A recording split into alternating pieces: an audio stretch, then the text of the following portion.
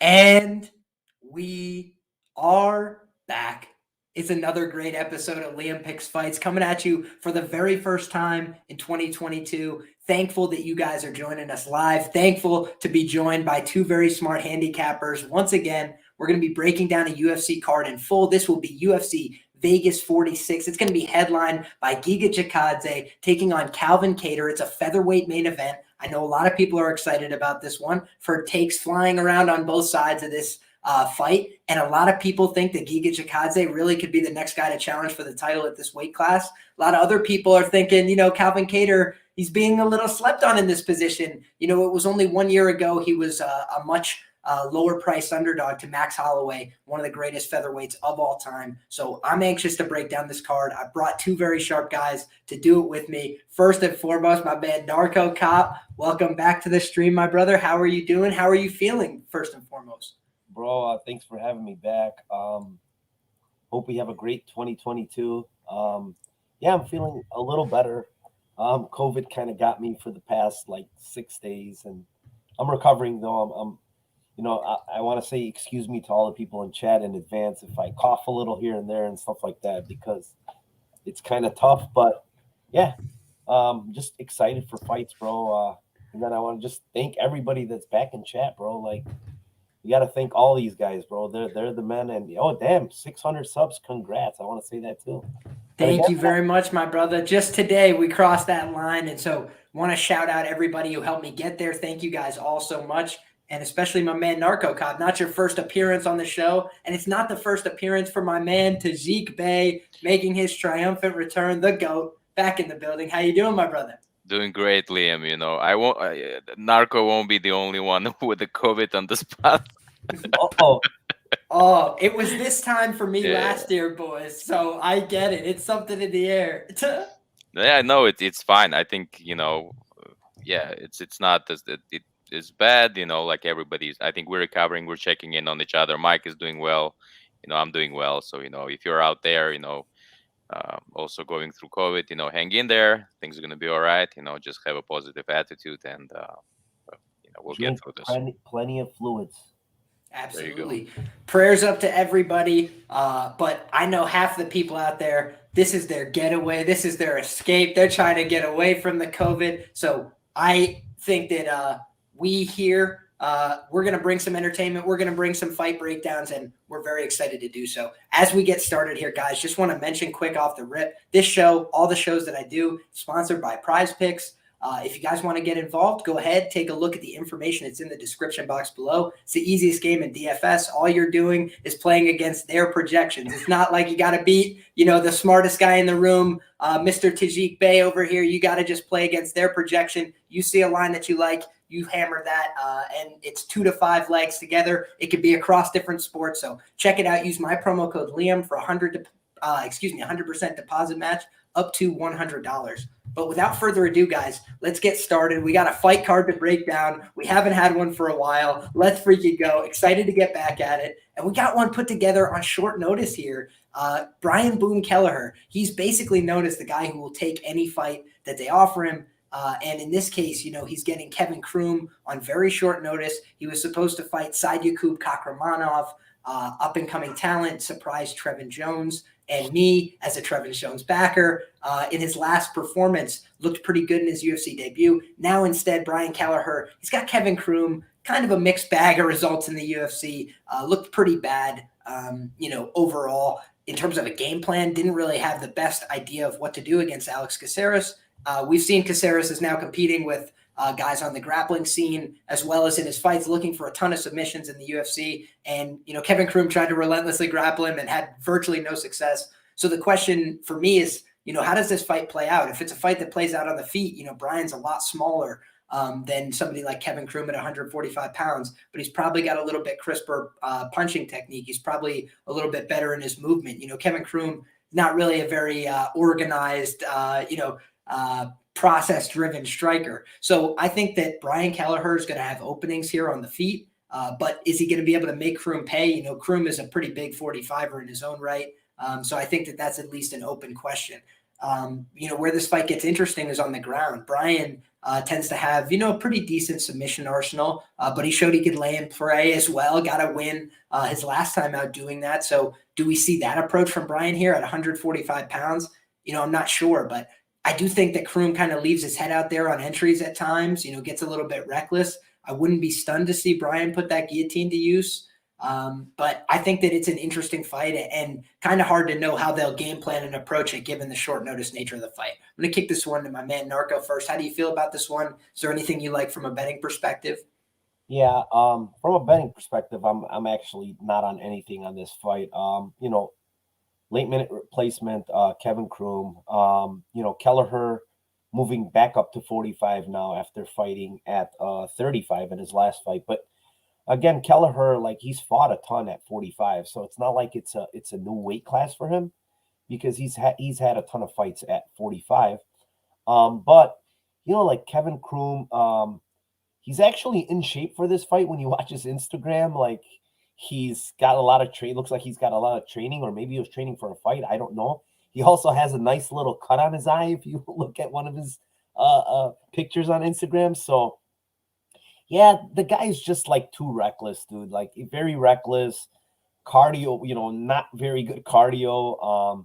I don't know how in the world, what's his name did not stop him in his last fight, Caceres, because it was really close, but somehow he survived and got there. But yeah, for me, like, at this price, it's just the price. Like, I don't want to lay minus 300 against a guy. Whatever Kroom is, he's still dangerous. The way he fights is just like is this dangerous, crazy style. So, but I think Kelleher can, like, easily, like, stay safe and even probably knock out Kroom at some point, or just with Kroom getting tired. I guess Kroom maybe shooting a lazy takedown, getting caught in a guillotine, because we do know that Kelleher has a really nasty guillotine. So yeah, for me, I'm off the fight. But if I'm picking a side, it's Brian Kelleher. I love it. Tajik, do you feel the same way? Are you on the Kevin Kroom side here? What do you think about this matchup? Yeah. I mean, getting on the Kroom side is a little bit hard, just considering how um, up and down his career has been. His susceptibility to submissions. Um, but overall, I think the measurables disparity, I think, is huge here. Kroom is a bigger boy, despite the fact, like Narco said, he Kelleher fighting at 145. But I mean, this is height. He's 5'11", 73-inch reach. I mean, he's gonna be way bigger. And so I think this fight, if Kelleher, if Kroom survives the initial kind of pressure and not gets severely, kind of out wrestled and dominated, it could get tricky for Kelleher. I think it can get tricky. That's why, despite the fact that Kelleher is the side and he's a dessert favorite, I would prefer to avoid making any kind of bets on a Kelleher here. But if the public moves heavier towards Kelleher, I might be intrigued on the Kroom side, because if you give me right now, where's Kelleher Kroom right now? So if I'm looking right Kroom. now on best fight odds, it's minus 290, best available on Brian Kelleher. Yeah. Kevin Kroom plus 255 is the best comeback. Plus 255 is, yeah. So I'd be intrigued if you give me like plus 260 to plus 265 range on the Kroom. I think it's gonna be an opportunity, something that you might consider, because like I said, if he gets past the initial kind of pressure from Kelleher, which he's gonna push, Kelleher is gonna push. Then we could get a very interesting fight, and it could get heated. It could get interesting, and if you bet in Kelleher, it might be a sweat. So that's where I leave it at. I tend to agree with you there, Tajik. I'm not going to be laying the wood on Brian Kelleher in a super short notice fight when he's going to be the considerably smaller guy. I think Brian kind of benefited from that pandemic 45 weight where it's like, fringe 35ers, that weren't really getting to the exercise room all that much. I think that that's kind of the case with the Hunter Asher type look. But, I think that this might be a little bit of a different scenario. Roosevelt Roberts kind of got caught sleeping by Kevin Kroom. As well. I don't think he's on Brian's level, but that's all it takes. You come in, sleepwalk into the fight, think, hey, it's going to be a lot easier than the fight I was preparing for, and then you could get bum rushed. So I'm not really looking to lay minus 300 on Brian in that spot. And without props, I don't really have a tremendous amount to offer on that fight from a betting perspective. But I think when props open up, maybe we could find something interesting. But for now, I'm going to hold off. And Kroom just. For me, I like where your head's at in terms of, fading the public narrative, maybe waiting for a better price on Kroom. For me, Kroom is not the guy that I really want to back. If I get a great number plus 300 or above, maybe then, because I really would find a hard time having Brian justify that price. But barring that, I'm going to hold off and not bet this fight. Looking again, next up, guys, we've got a 145-pound fight moving up, or excuse me, no, I thought we were moving up, but we just discussed Brian's going up to 45 here. TJ Brown and Charles Rosa, the bane of my fucking betting existence, Charles Rosa back again to try and tempt me in this big dog range. And, do I think that Charles is better than him on the feet? No, I don't. But do I think TJ Brown is like reckless on the feet and leaves openings? I do. Do I think that Charles is like a good wrestler who's going to be reliable to stop these takedowns? No, obviously he's not. He's never done that. But do I think that, TJ Brown puts himself in terrible positions on the ground with some frequency and could leave the door open to getting submitted? Yeah, absolutely I do. He had about 400 opportunities. I'm talking about Griffin, that is, to submit it. He basically just spent the whole fight like, oh, okay, he's going to put himself in a bad spot. He's going to hang his neck out there. So he works the whole fight just going, all right, get this under, see if I can pass the head. And then finally he gets a good grip, commits to it, pulls the high elbow, and it's over. Even if he passes the guard, he doesn't really know what he's supposed to do. You got to flat back yourself at that point because there's no other way you're getting out. And instead he just waits there until he's unconscious. So I think that all those kind of grappling liabilities is a problem. That being said, I look at who he's training with. I look at the fact that he's at Glory. I look at the fact that he's training with these James Krause guys. They're probably going to put together, a fairly standard grapple pressure game plan. They did the same thing with Derek Minner. But Derek Minner is a better grappler than TJ Brown. And he's like a more natural martial artist, in my opinion. Whereas this is a football player who learned how to do some MMA stuff. He's pretty athletic. I think TJ Brown could knock out Charles Rosa on the feet here. Charles is taking the fight on short notice. But if he pursues that grapple-heavy game plan, I think he's going to put himself in position to be submitted for a fair portion of the fight. And Charles, last time out, he was making me sick because he should have been throwing punches at the bloody face of Damon Jackson. He got lucky. They clash heads. Now he's got a bloody face. Dude, just touch it. Just touch it. Get more blood to come out. You're doing great. Instead, he's going for submissions on a guy who's completely slippery, falling all over the damn place. I'm like, Charles, please. But now what do I know about that? I know Charles is just going to go for submissions and not do anything else. He's not going to try and punch him. He's just going to try and submit him. And this guy puts himself in bad positions, hangs his neck out. It's a black belt. Plus 220. I'm going to take a half unit shot on Charles Rosa one more time. I'll take it to the effing grave with this guy.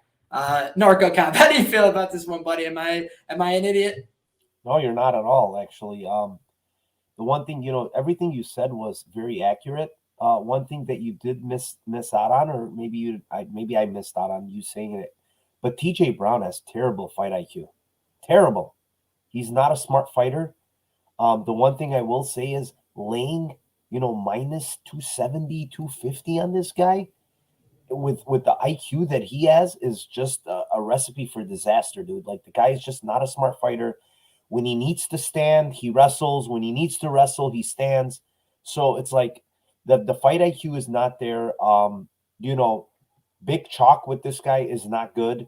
I agree with you. Rosa's going to have a lot of opportunities to get submissions in this fight. I think, you're getting a nice plus number, but for me, because it's like a late replacement for Rosa, and I don't know what kind of shape he's in. he must be in pretty good shape if he's gonna make 45. But I'd rather take the submission line here if they give me a nice one here. I think we're gonna get a decent one, so I might pop at the submission line when it comes out, but I don't know. We don't have one yet, so for me right now it's a pass. I'm trying to like keep my betting like lower this year with volume, so yeah, it's a pass. Fair enough. That makes sense to me. But it's dog or pass for me. Like I would take Rosa. I would not take TJ Brown at this price. Yeah, and it's all about price too. You know, if this is a dead evens fight, you know, you probably take TJ Brown on the sheer physicality, the upside, the fact that he actually has power, the fact that he throws punches and strikes, you know, more often than Charles Rosa. But he also gets hurt in every fight. He also puts his head in a guillotine in every fight. It's like those are liabilities when you're going to lay that minus 275 number. Tajik, how do you feel about this? Yeah, so when the line opened, I actually insta bet Rosa. It was a no-brainer to me. Yeah, and it was mainly because of how how wide this line was. I could not believe it. I mean, I understand the short notice nature of the fight, but it's TJ Brown, guys. I mean, come on. Kai Kamaka won that fight. 30-27.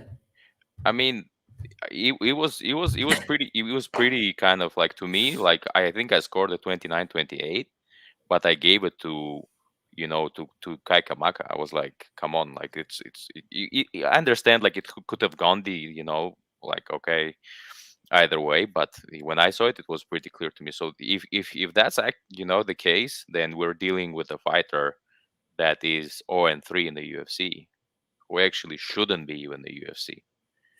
And even with how maybe volatile Rosa's career has been, you cannot say that he's not UFC level.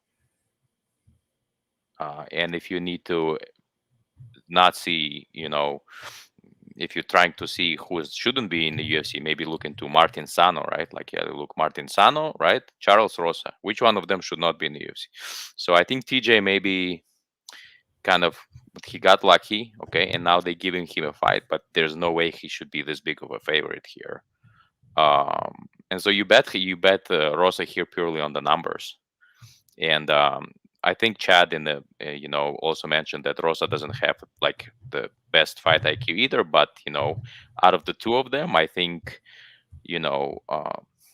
I think Rosa makes better decisions, more sound decisions when it comes to fighting. I mean, his movement, I think, is a little bit better, and I think he has better control of the fighting range. Whereas when it comes to TJ, it is a pure chaos.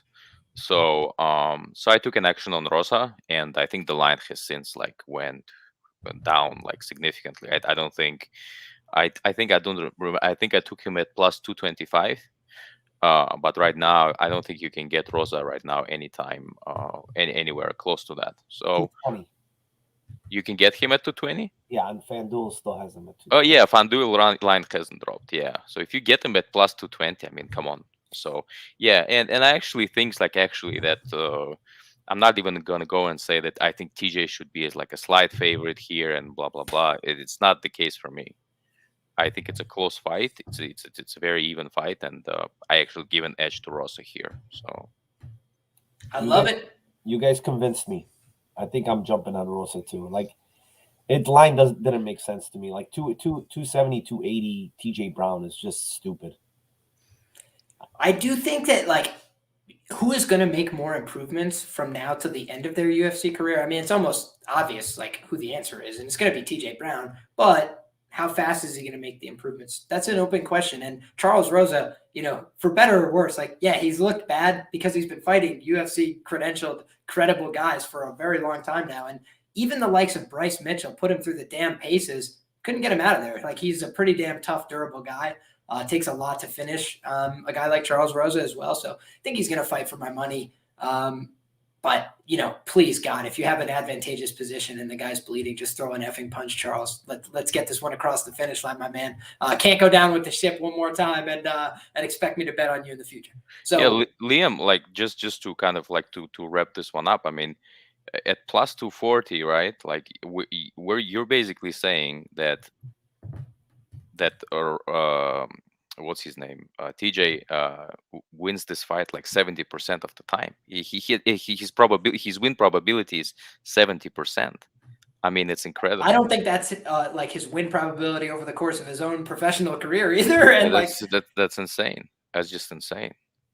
I get why you'd want to pass this fight. Like if you're not betting Charles Rosa, I get why you wouldn't want to do that. I'm just encouraging you, don't lay the chalk here on TJ Brown, unless you have money that you don't mind just lighting on fire or whatever else. So I think that we have very well covered that one. Charles Rosa could be a value side dog or pass situation as far as I'm concerned. Next up, we've got a fight that's lined pretty even and has stayed that way throughout fight week. A little bit of push and pull on the line here. We've got Ramis Brahima taking on Court Mcgee. Court Mcgee, the longstanding veteran, the stalwart of the division. And then on the other side, Ramis, had an up and down go at it, right? He gets Sasha Palatnikov, basically an easy money matchup for him, even though he's lined an underdog going into that. Hindsight, you could see why he would win that. He was a, big submission threat coming off the regional scene. Then, he comes out there, he has a fight where he basically attempts no grappling. When he does attempt grappling, never sniffs a takedown. So people are like, maybe he's not going to go out there and be a submission threat. Instantly shoots the takedown. Sasha offers no resistance. Then Sasha basically is gifted an armbar. He doesn't take it. He gives up guard. He gets passed. He gets finished. So there wasn't really much to write home about there. But I think that he showed problems on the feet in his first fight, against Max Griffin. That was a dance around performance for Max Griffin. He touched him up all night, was hitting him with the boxing combinations, was adding onto it, adding layers, messing him up with body punches, kicking him in the legs, like just sending him all over the place. He seemed a little slower, a little reactive, likes to throw 100% power in every punch. Very basic meat and potatoes boxing game as far as I'm concerned. Mostly ones and twos together, not really establishing the jab before he tries to throw the two behind it, just, spamming volume, trying to wing hooks and catch you. And he did land a couple shots that had Max Griffin's respect, but I think that Max was able to just clear out, bounce around him a little bit, move laterally, and he was just following him around, So I didn't think that Ramis really offered a ton of footwork. I didn't think that he offered a tremendous diversity in his game. I don't think he's going to be taking down Court Mcgee with regularity here. I don't think that he's going to be submitting Court Mcgee in the first round like he has done to a lot of guys in the regionals. Court Mcgee, long storied career, has not been submitted. But I do think that the problem here for Mcgee is that he's a little bit slow, he's a little bit reactive, and he's got a guy who's younger than him, who's also a little bit slow and a little bit reactive, but like 10 years less miles on the tank, and he hits hard. And Court has been chin checked a couple of times. And I know Ramis, I don't think he's TKO'd somebody since fucking his like second amateur fight or something. So it's been a very long time since this guy's put somebody away with his hands. But I think he can land. I think he can, hurt somebody like Court Mcgee, who's kind of stuck in the mud a little bit.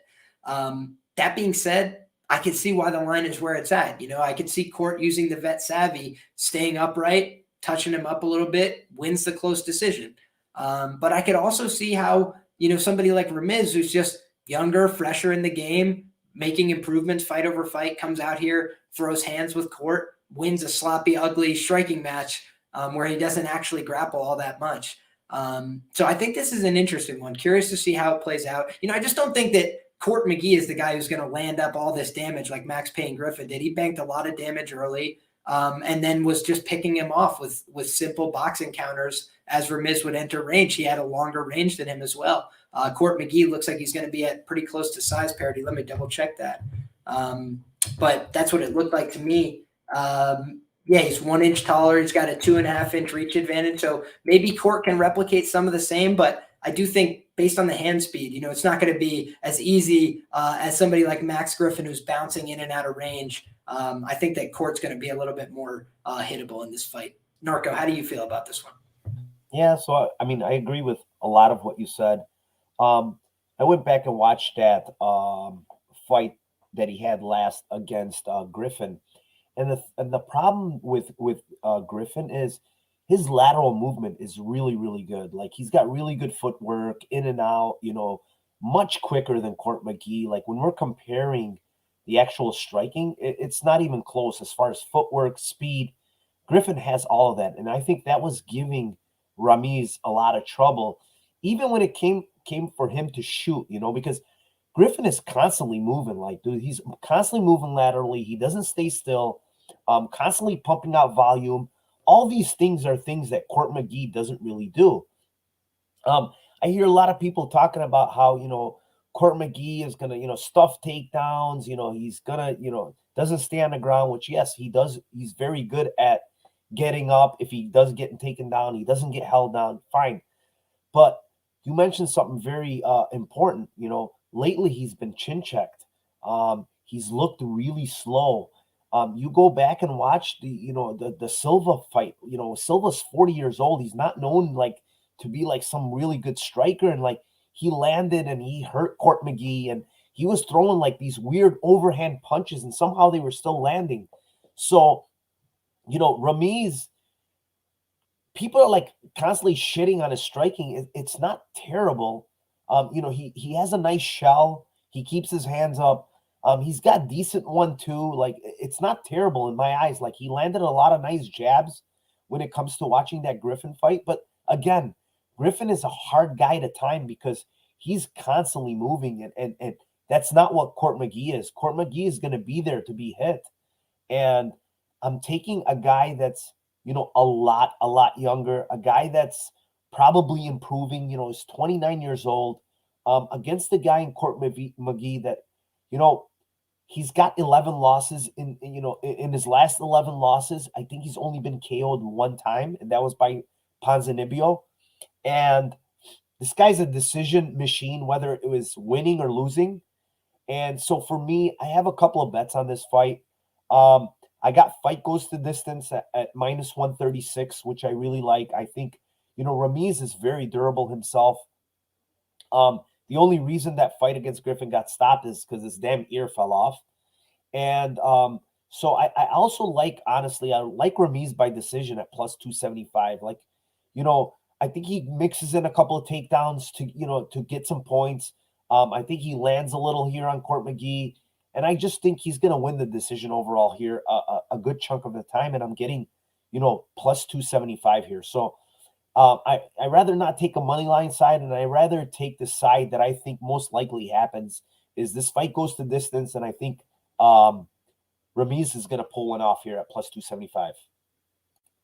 I like the play. I get where you're coming from for sure, Narco. And Tajik, how do you feel about this one, my man? Do you feel the same way? You think Court has one more in him? What are you thinking? Outside of the fact that in his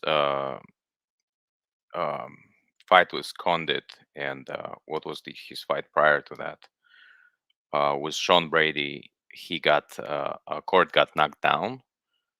There is nothing on the paper that warrants Brahima gaining any edge, grappling edge on Court. He's not going to be able to control him. If we assume that he's going to take him down, he's not going to be able to do anything about it. Like Sean Brady had the control over Court, like he couldn't do anything with it. And Sean Brady is like top caliber guy right now. So what is Brahima from the grappling side is going to do? So then we strike. And striking wise, now then the knockdown pieces in his fight with Condit, become a concern, right? Because if Brahima does not have the best technique, but if he lands, some meme like overhand right and then he touches Court, it could be a problem. But I always operate off of the assumption that knockouts are rare events, and the data kind of backs it up because Court has only been stopped by Santiago once, and that's the only time in his career, despite going through the adversities and knockdowns and whatnot. He has only been put away by Santi, and that was Santiago in his prime. So then it becomes a decision matter, right? I just don't see, Brahima winning minutes against Court because I think Court is going to be active. He may pursue a takedown or two, in the later rounds. I think I don't know, like something. I'll stay away from this fight. I think Court is the side here, in my opinion. Although Brahima could be, just kind of put him away with some meme KO, and we're gonna be like, oh wow, all along we told you, Brahima is this good, and yeah, but the Brahima right now he's a fate for me, and he's not young, like he's not that like young prospect either, right? Like I mean, what is he like 29 years old? Yeah, he's 29. Yeah, he's 29. 29. Yep. I mean, talking about young prospects, and if he that Sasha Palatnikov fight, I mean, come on, it's hard to gain anything out of that win, because the way if anything it's negative, because that takedown entry has been abysmal.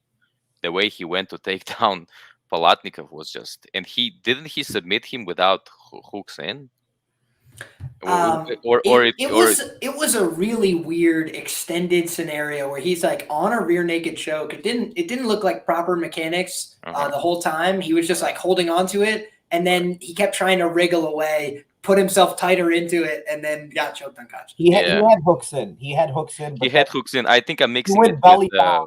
He went belly down, and then at belly down, he was just done. Yeah. I think I'm mixing Sasha's other fight, what he got literally like submitted, like with the rear naked. I think. Impa. Yep. Yeah. I mean, of all the people, Impa submitted him. I mean, like, what can you take away from that submission? So then we have not much. If anything, I think I'll agree with Narco that Griffin's style and technique gives it trouble, and Court is a little bit more stationary in that sense. But I think he in his style he's efficient. So yeah, I'm gonna leave it on that. I like Court here. I think he probably cruises to a decision here. So, but no bet for me here. No. I feel you for sure. And just want to acknowledge, Ramis Brahimaj, it does say that he's fighting out of Bronx, New York. So got to give credit and shout out to the fellow New Yorker. Wishing you best of luck, my friend. But got your hands full this weekend with Court Mcgee, no doubt about it, at 170 pounds. So just so the people are aware, if you guys are interested in playing this fight, best available number, +100, Court Mcgee. You can find that at Caesars Sportsbook, -108 on the Ramis Brahimaj side. That is available right now on FanDuel. And it looks like money coming in late is going to be on the Ramis Brahimaj side, significantly younger here. As my man Sean Orr pointed out, that's something that a lot of people who get involved late in the game on these fights like to steam. Is a huge age gap. And so something to consider if you're waiting on Court Mcgee, you might even be able to get a better price here as we get a little bit closer to fight time. Also, just want to shout out Jack Attack MMA in the chat, says congrats on 600 subs. Appreciate you, my man. But also we have seen he's ascended to the #1 on betmma.tip. So wanted to credit my man there. Hopefully you can keep it up in the new year, my brother, but always a pleasure to have you in the chat. Know you've been around here for a while, my man. So wanted to shout out you as well. Congratulations on a big last event of the year. So guys, we can move right along. We got another great fight here. This one is going to be in the 185-pound division. Great fight. As soon as I said it, felt wrong. This is going to be an okay fight. It's going to be a fight, certainly. We got Joseph Holmes. We got Jamie Pickett. It's a short notice shit show. I like to think of myself as a Contender Series whisperer. And I was able to bet on Joseph Holmes this season. I didn't always make it feel very good. Sometimes it was really sketchy looking against guys where you're like, seriously, dude? And then, Jamie Pickett on the other side, he's been, just like a project for people, a passion project. I feel like they're waiting for this guy to turn the corner. He's got some physical gifts. Seems like when he lets his hands go, he hurts people. He backs them up. He seems to intimidate them a little bit, but that happens so infrequently, right? So it's like, what do we make of this guy, Jamie Pickett?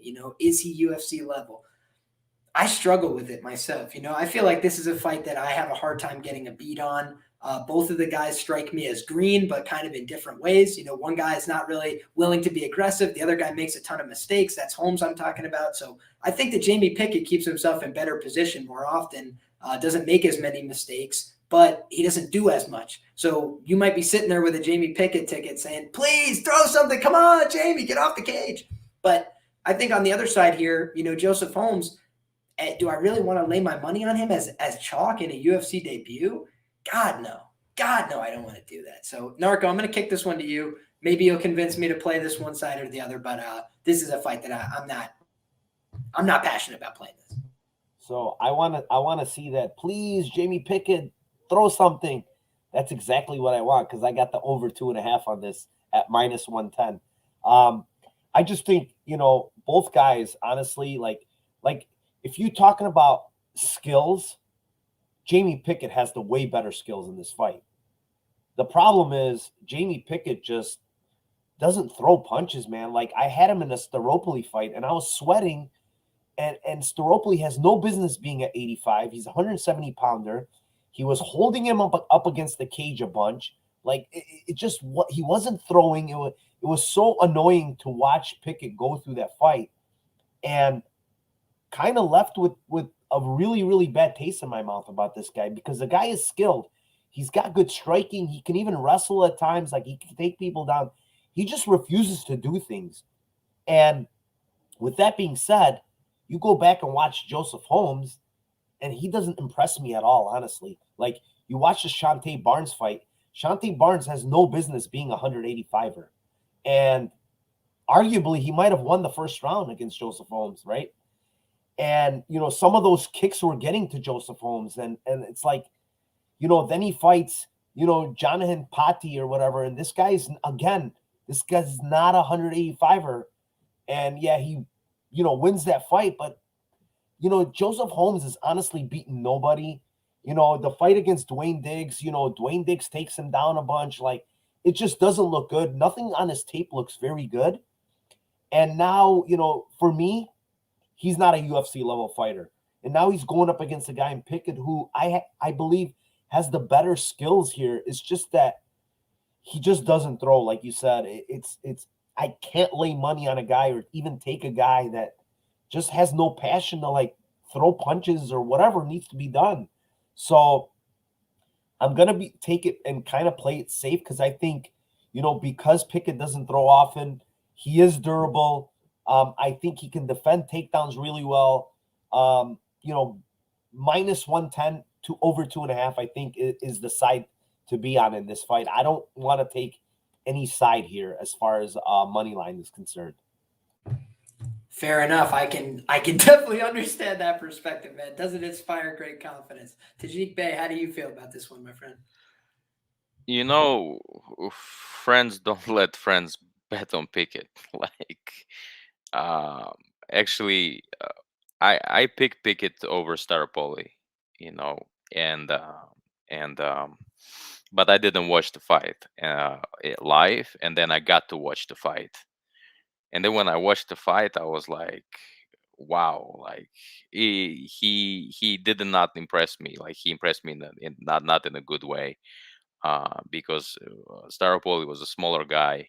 He's on his way out, so it's like he should have dominated him, I think, a little bit more. And the fact that, Staropoli was actually clinching and getting better of this control, just being able to control Pickett was troublesome, right? Because you look at Pickett, he is, chiseled, like he looks like this big guy, like big hands. You would assume that he would be more powerful, stronger than Staropoli, like a guy who is like doesn't belong in this weight class. So, and then that didn't happen.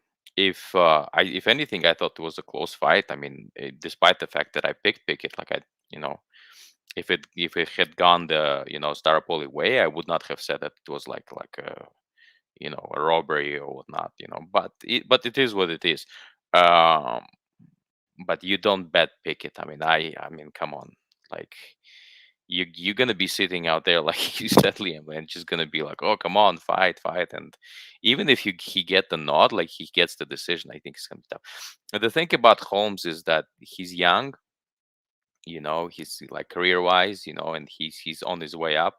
But he has confidence in him. He even went as far as saying, I'm gonna put him away. Like I don't know if he does, uh, but I'm not impressed with Holmes either. But I think he's gonna improve, make improvements fight to fights. So we're gonna see better of him than what we have seen on the tape, and we're gonna be probably surprised. We're gonna be like, oh, like tape didn't look good. How is he looking this good? But my key argument, and is probably the main one, last but not least, I think that Pickett has some kind of a head injury or something. I don't know what it is, but the way he reacts to punches, if you watch him, is that's not normal. Like the way he reacts, he reminds me of Tony Ferguson fight versus what his name, the guy who Justin Gagey. Like when he was like clearing his head, it's like there's some. I don't think it's normal, and that's what concerns me. He doesn't like getting hit, and when he gets hit, it's a problem. So yeah, I'm gonna pick Holmes here, but I'm not gonna bet Holmes. I don't even know if he can stop Pickett. Pickett tends to suppress opponents' volume and probably goes to a decision. Then maybe that would be the outcome. But Pickett is not the side here. He should not be bet, and if you bet him, good luck. But it's gonna be a long night for you. That's where I'm gonna leave it at.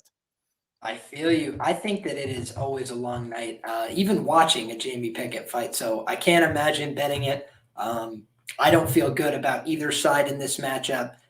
Don't have strong conviction behind it. I think Jamie Pickett, based on UFC experience alone, is definitely live to win this fight. I'd be curious to see how Joseph Holmes come out here in a UFC debut. Does he deal with some jitters? Maybe it's going to feel a little more normal because they're in that smaller Apex intimate type environment. Maybe it'll feel more like a sparring session. He'll be able to get comfortable. But that's the kind of thing that concerns me here, especially laying that 60% indication on him. Just neither side interests me from a money line perspective. And, now we move to my only actual bet on this card. So I'll start this one off. We've got a fight here at 145 pounds, another featherweight matchup. This one is going to be between Joe Anderson Brito, who is making his UFC debut, against Bill Algeo. And, Bill has struck me as a guy who, he's impressed with his heart. He's impressed with what he's willing to go through. He's impressed with the fact that he always gets back up.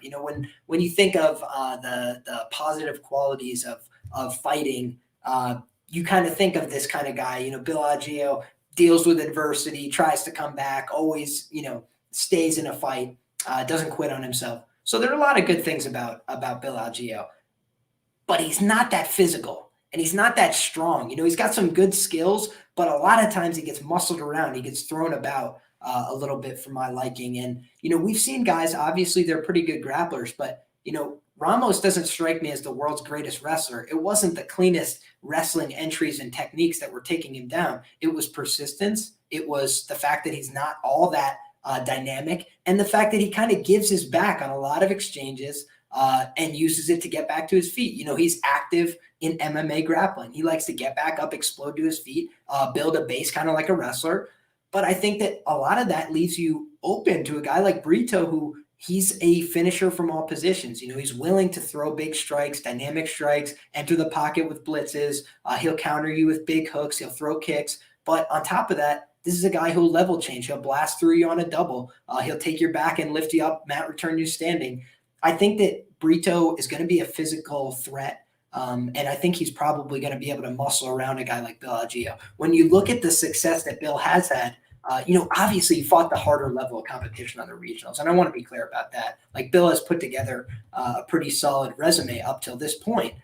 But when he takes those steps up, when he fights the guys who are on the level, who are, UFC quality guys, he tends to fall short. I think Joe Anderson Brito is going to be a UFC quality guy. I think he's got some staying power potentially in the organization. He's 26 years old. He's already a Brazilian Jiu-Jitsu black belt. He's pretty dynamic. He has, striking proficiency. He's got grappling proficiency. The danger here, the liability, potential cardio issues, anybody who fights that dynamic a style, when they're looking for finishes, when they're trying to get people out of there, when they're, exploding on them early, you're going to question, what about minutes 10 through 15? How does this fight look? If Bill Algeo was more of a dynamic finisher, I would be more worried about that in this matchup.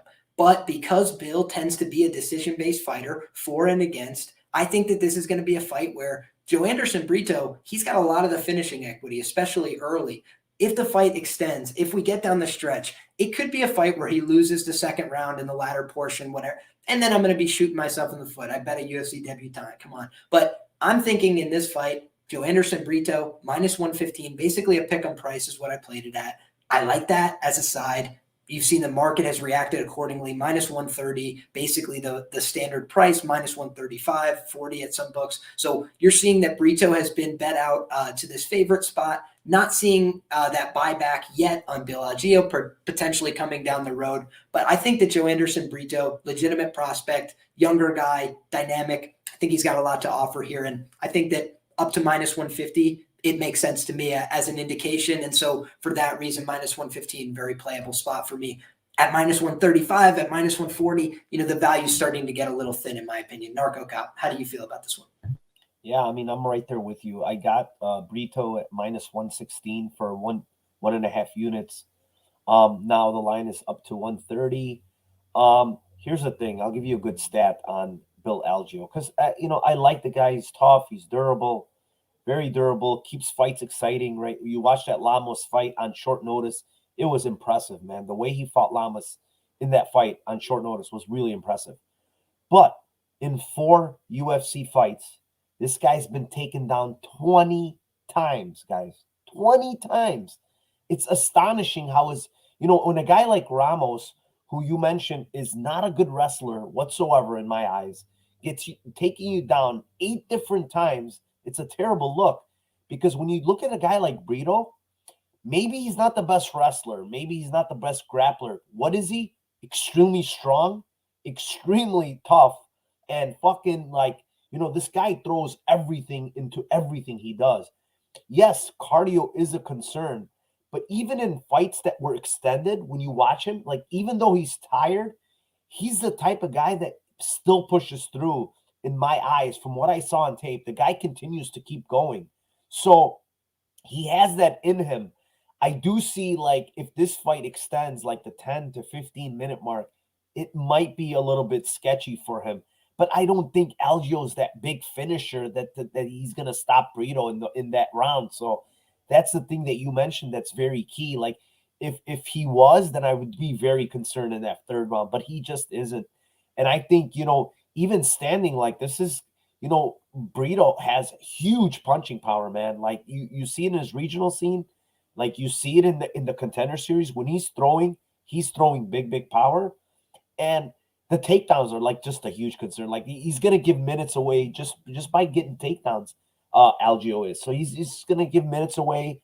I don't know if he's gonna get stopped because he's so damn durable, but I think it's Brito's fight to win here. Getting him at -116 was a really nice line to get. I would tend to agree with you there. And, if you are playing Brito and your concern is that he's going to get finished in round 3, it's plus 1,600, 16 to 1 on Algeo in round 3 for those of you that are interested. I'm also going to find, while Tajik is talking, the price on Algeo round 3 or decision, because I really think that's a ton of his win equity here. Algeo hasn't shown himself to be a very powerful puncher. All things considered, he throws a decent amount of volume. That's something that he does pretty well. But, a little bit noodly. So if he starts throwing volume, you don't like it, you blast double, you level change, and you could get that takedown. So one knockout in his career, by the way. Good point, Narco. Tajik, how do you feel about this one? The smile on your face tells me you're on the other side. I have a stat also for our viewers for Bill Algeo. Bill Algeo got up exactly 20 times after being taken down 20 times. So Brito he's good, he's solid, but I think he's a little bit reckless. I have concerns about his cardio. I understand that he has his probably his Costco membership, and he gets his vitamins there, so he's probably going to look in a good shape. But having said that, I mean, just I think measurables is a factor here too. I think he's going to struggle trying to take.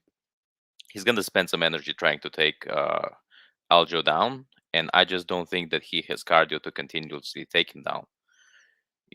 I think Ricardo Ramos has measurables near identical to or very close to Bill Algeo's. Just normally for him to to take him down, you need to put an effort, and if he gets up, it's a problem when you don't have a cardio. I think the biggest example for that when it came to Bill Algeo's fight, what was his fight against this Spike Carlisle, right? Spike Carlisle like went like in a takedown mode, but then got exhausted, you know. And so that I think to me, Brito is like almost like the same type of guy. Uh, so yeah, but yeah, I'm gonna leave it at that. I actually let me even spice, but like I'm gonna go even further. I think Aljo is gonna stop Brito.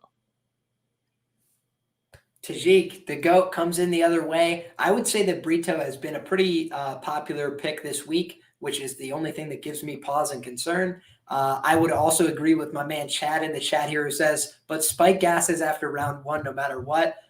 Good fun. Always built for a round of good fun. But yeah, Spike Carlisle, he comes to play for about 6.5 minutes. Yeah, inside the distance I was gonna keep this one, Mike, for Lambo bet for Aljo. Well, then don't say it. No, I'm gonna take it up a notch, because Aljo inside the distance is borderline Lambo bet. It's plus 300, I think, right now. But join us on the Lambo show, because I'm gonna tell you the method, and I'm gonna tell you the round for the Aljo. So for the Aljo win. So yeah. There we go. Fair play. So that's the plug, guys. Everybody make sure that you're checking out the Lambo Plays podcast. Narco, you want to give them the full information on that? Yeah, sure. Thank you. It's tomorrow, Friday. It's going to be every Friday. It's tomorrow at 9 p.m. Central. It's going to be me and the GOAT, Tajik, and also our guest, Sean Orr. So yeah, it's the three of us, very good crew.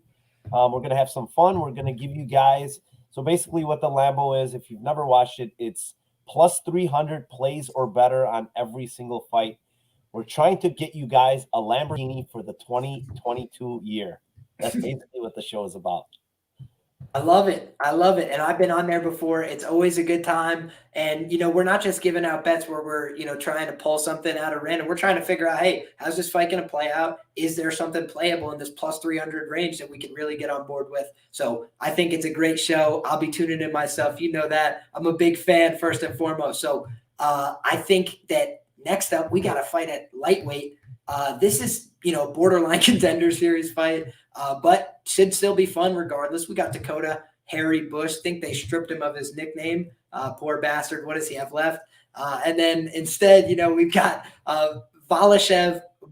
I tried to do his name justice. Slava Claus, as he's more affectionately known in the streets. So I've been starting off a lot of these ones. Want to kick it over to my man Tajik Bey first, get him involved. Tajik, how you feeling? You want to start us off here, my brother?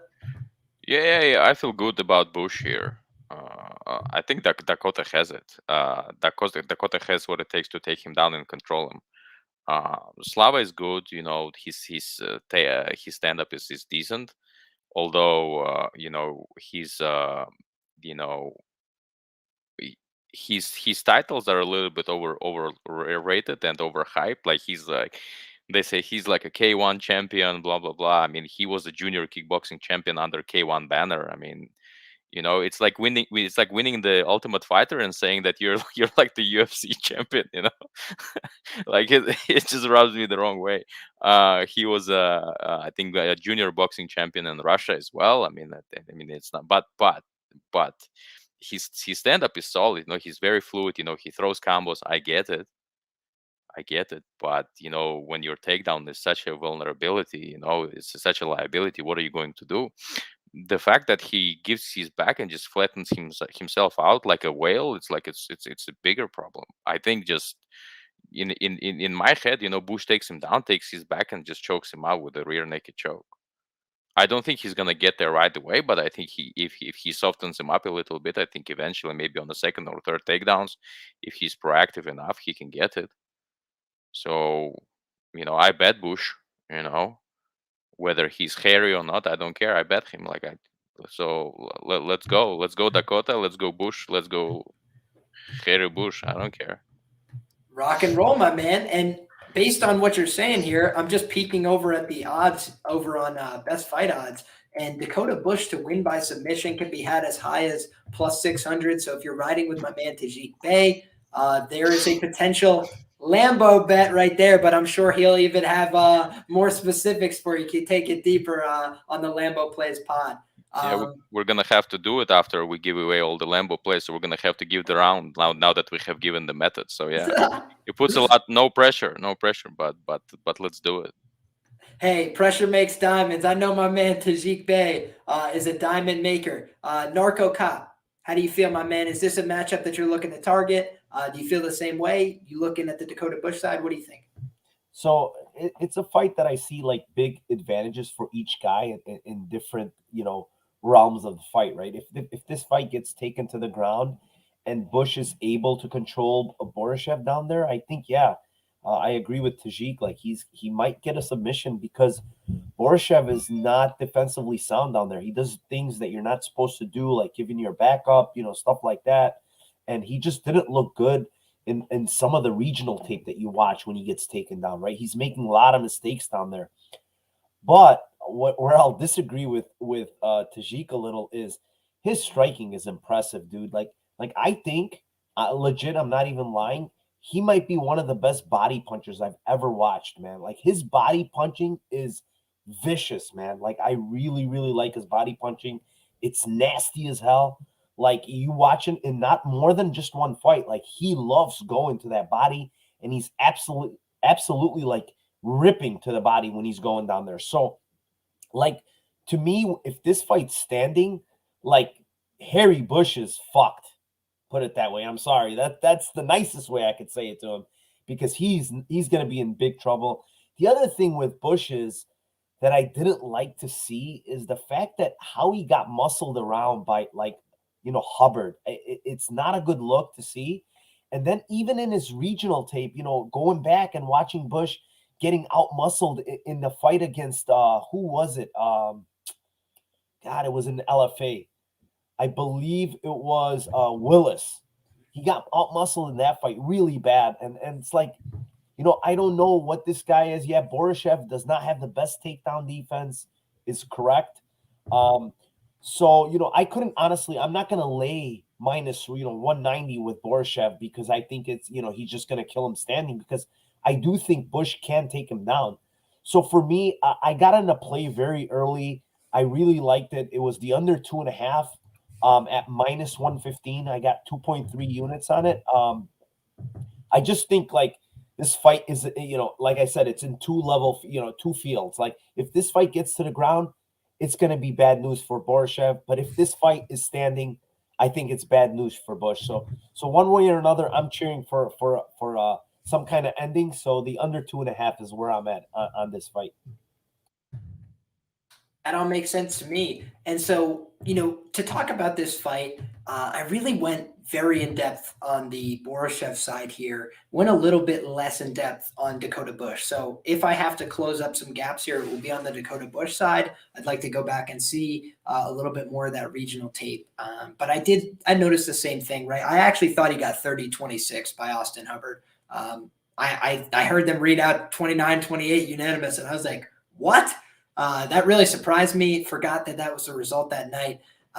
Not sure what round he won there. I definitely thought that he got 10-8'd in round 2. Nearly was finished a few times on the ground, got stuck underneath Austin Hubbard pretty often.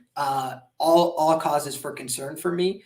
But that being said, Austin Hubbard, UFC tested guy. Borishev is basically a contender series guy here. So just got to be realistic about that. He still makes regional level mistakes at times in his fights.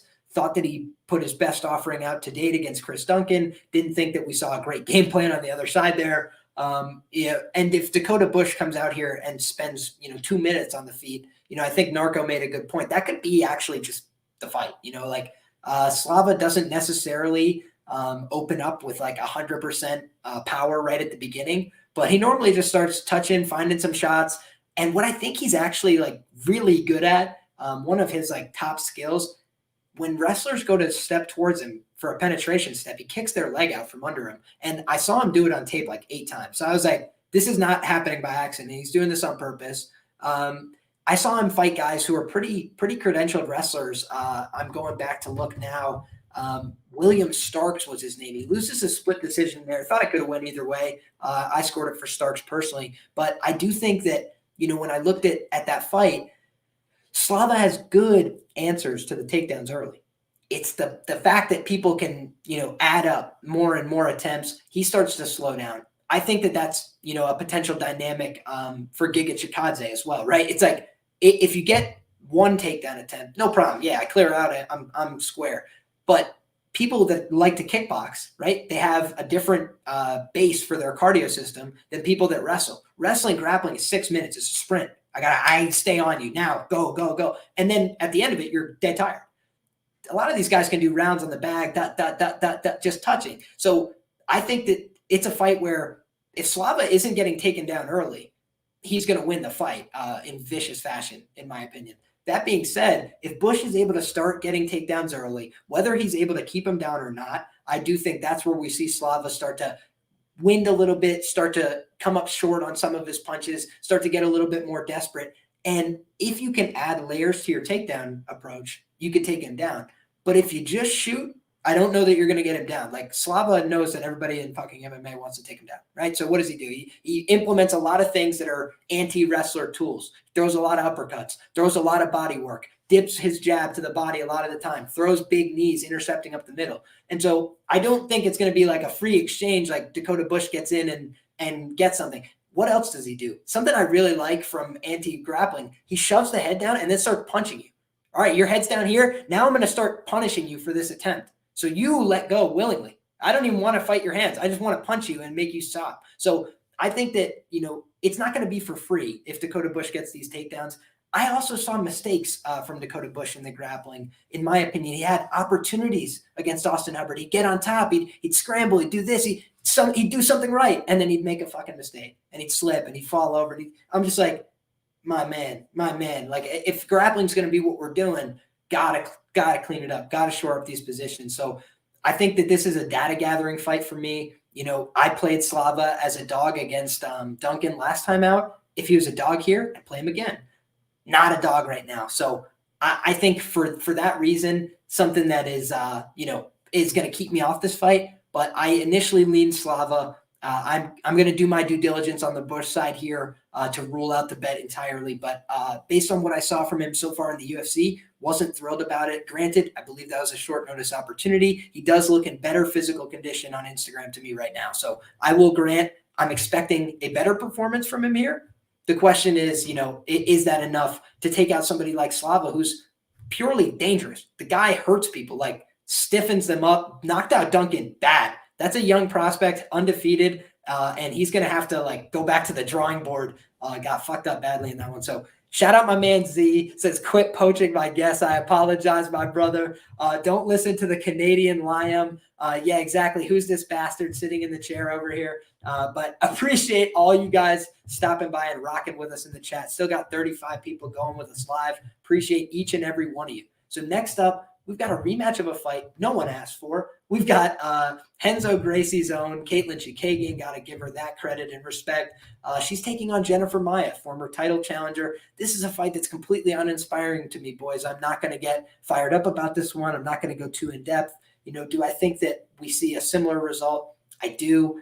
Do I think that that's a guarantee?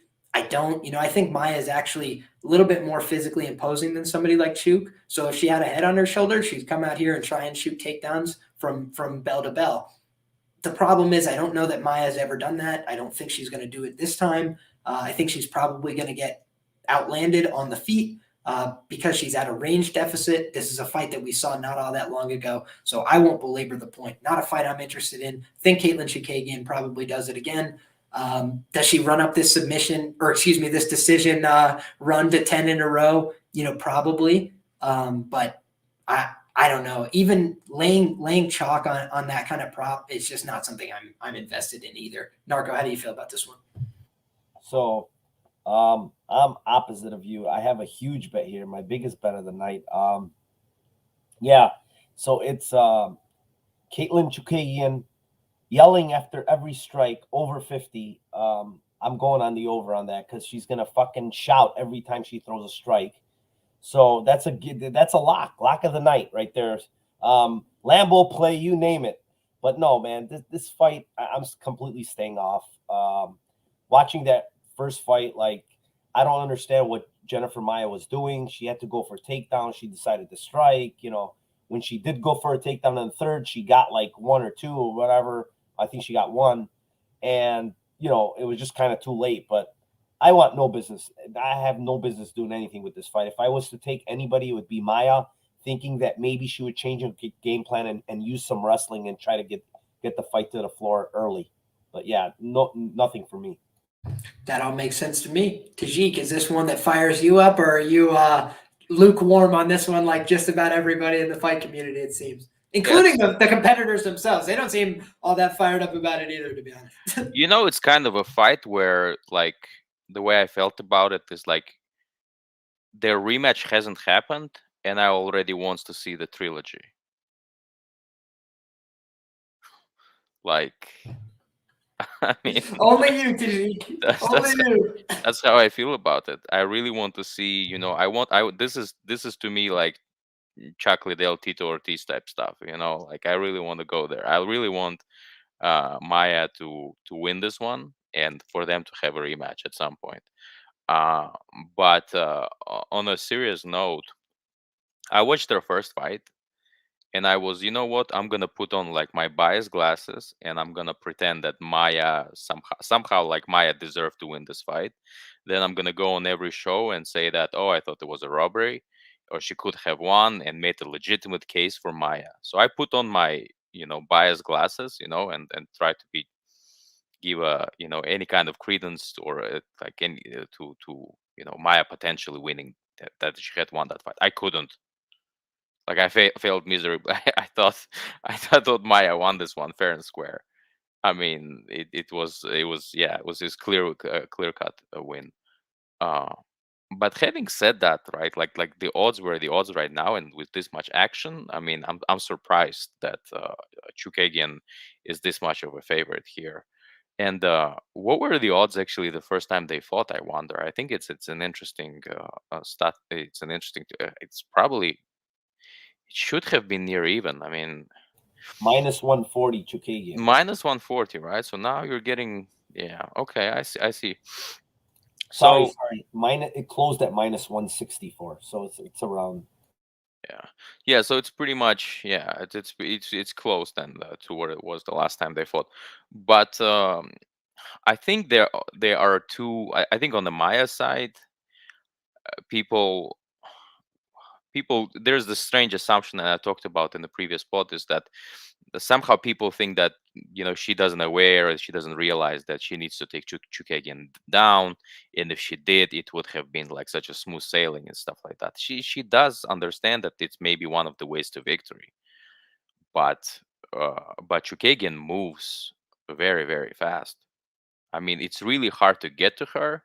She's long, she's rangy, you know, she has a good boxing hand. So it's not out of the best life, right? Like that Maia cannot take her down or cannot chain wrestle or stuff like that. It takes a legitimate effort for her to tactically try to go and shoot for a takedown and take her down, right? The same was happening with Valentina, right? Like you can't just go in there and, you know, and take Valentina down just because it's one of the ways to victory. So when you think about Maia and you're like, oh, she's not going there for those things, like just also understand that it takes craft, you know, and effort to take Chookagian down. And for Chookagian, I think the biggest myth is that, you know, that it's not a myth, but people think she makes those Kia sounds that affects the decision, and I think it does. I think it's true. But what's also true is that with every Kia, you know, there's a volume associated with it, right? She actually throws. I think outside of Joanne Wood, I think she had outstruck every single opponent. I could be wrong, but I think that on the striking side, she outvolumes every person that she fights, right? So, you know, maybe Chookagian kind of yeah, maybe we're a little bit too harsh with Chookagian. But having said that, I think on the value side, Maia is the side here to bet. Am I going to bet? Yeah. Am I going to bet her? I don't know. I want better odds. And I think it's going to be close. But if I were to bet, I wouldn't go on the money line.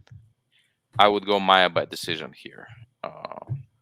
And that's where I'm going to leave it at.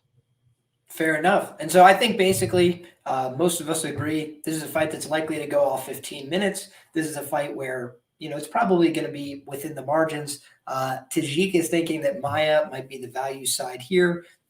We got a couple people in the chat as well. Lucrative MMA thinks that the fight is going to play out basically how the first one played out as well. So take that for whatever it's worth, guys. Got some smart guys on both sides there. So I think that it's an interesting fight to the extent that it will be over in 15 minutes. Now, I think Royval and Bontorin at 125 pounds offers a lot more in the entertainment factor. I think this is a fight that is going to be contending for fight of the night for sure. And like we mentioned, we got this similar kind of dynamic. We've got Bontorin, some more physical guy, more dynamic, probably better grappling in a pure sense, definitely cleaner on his jiu-jitsu entries, a little bit less fat on his game. Royval, Factory X guy, flies all over the damn mat.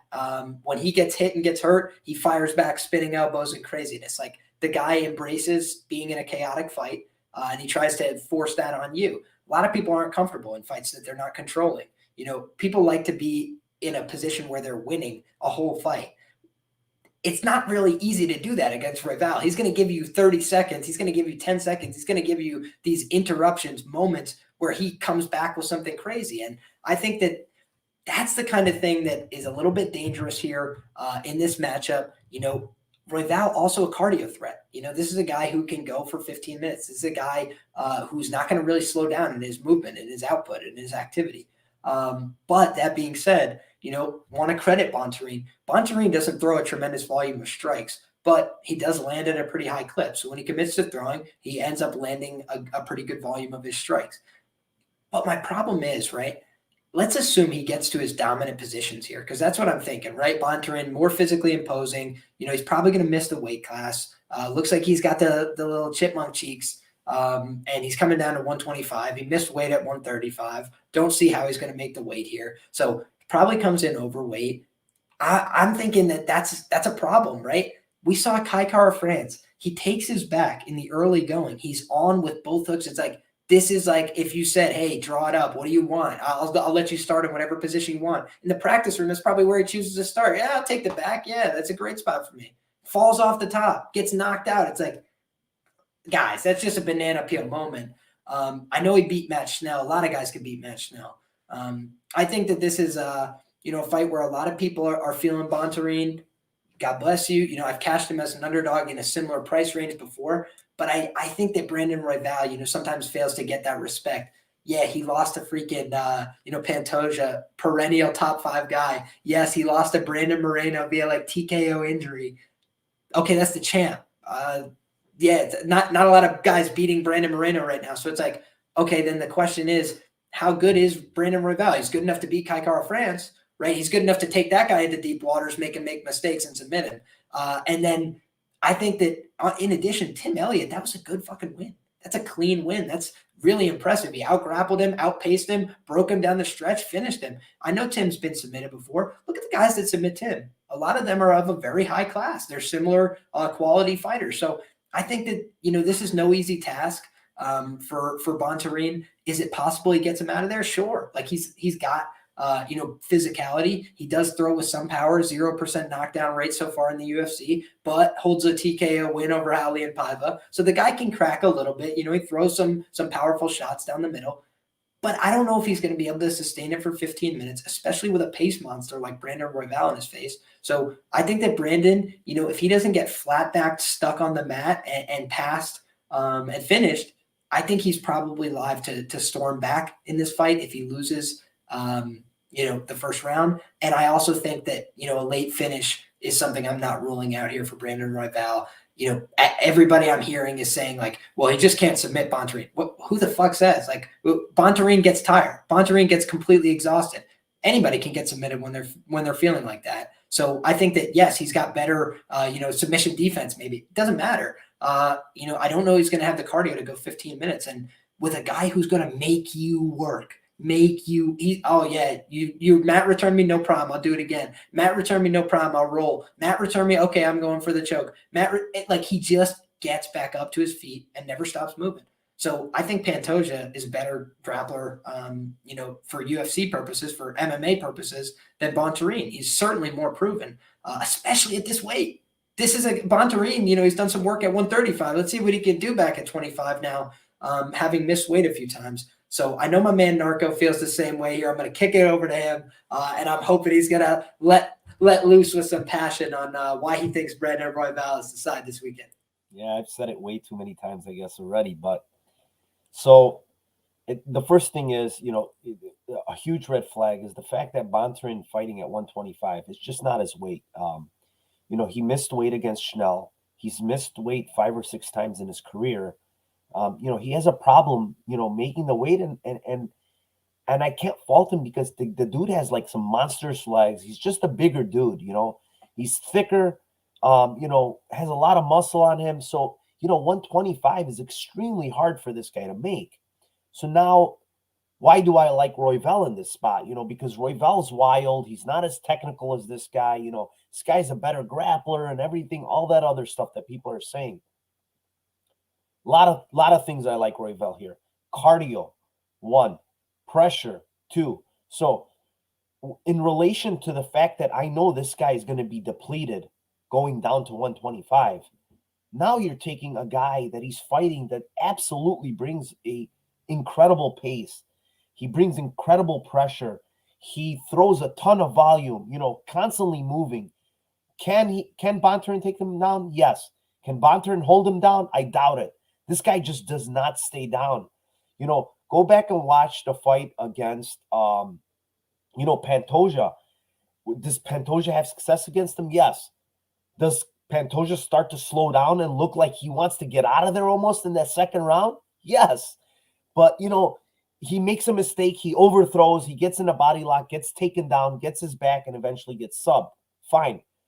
Pantoja is a way better fighter than Bontarine. I'll tell you that right now. The 2 losses that he's had are to the champion and to Pantoja. Bontarine is not on that level, guys. People say, oh, he's got big power. He's got, he can knock him out. Let me tell you guys something. Royval's chin is very fucking good. And how many knockouts does Bontarine have in his 20 career fights? 2.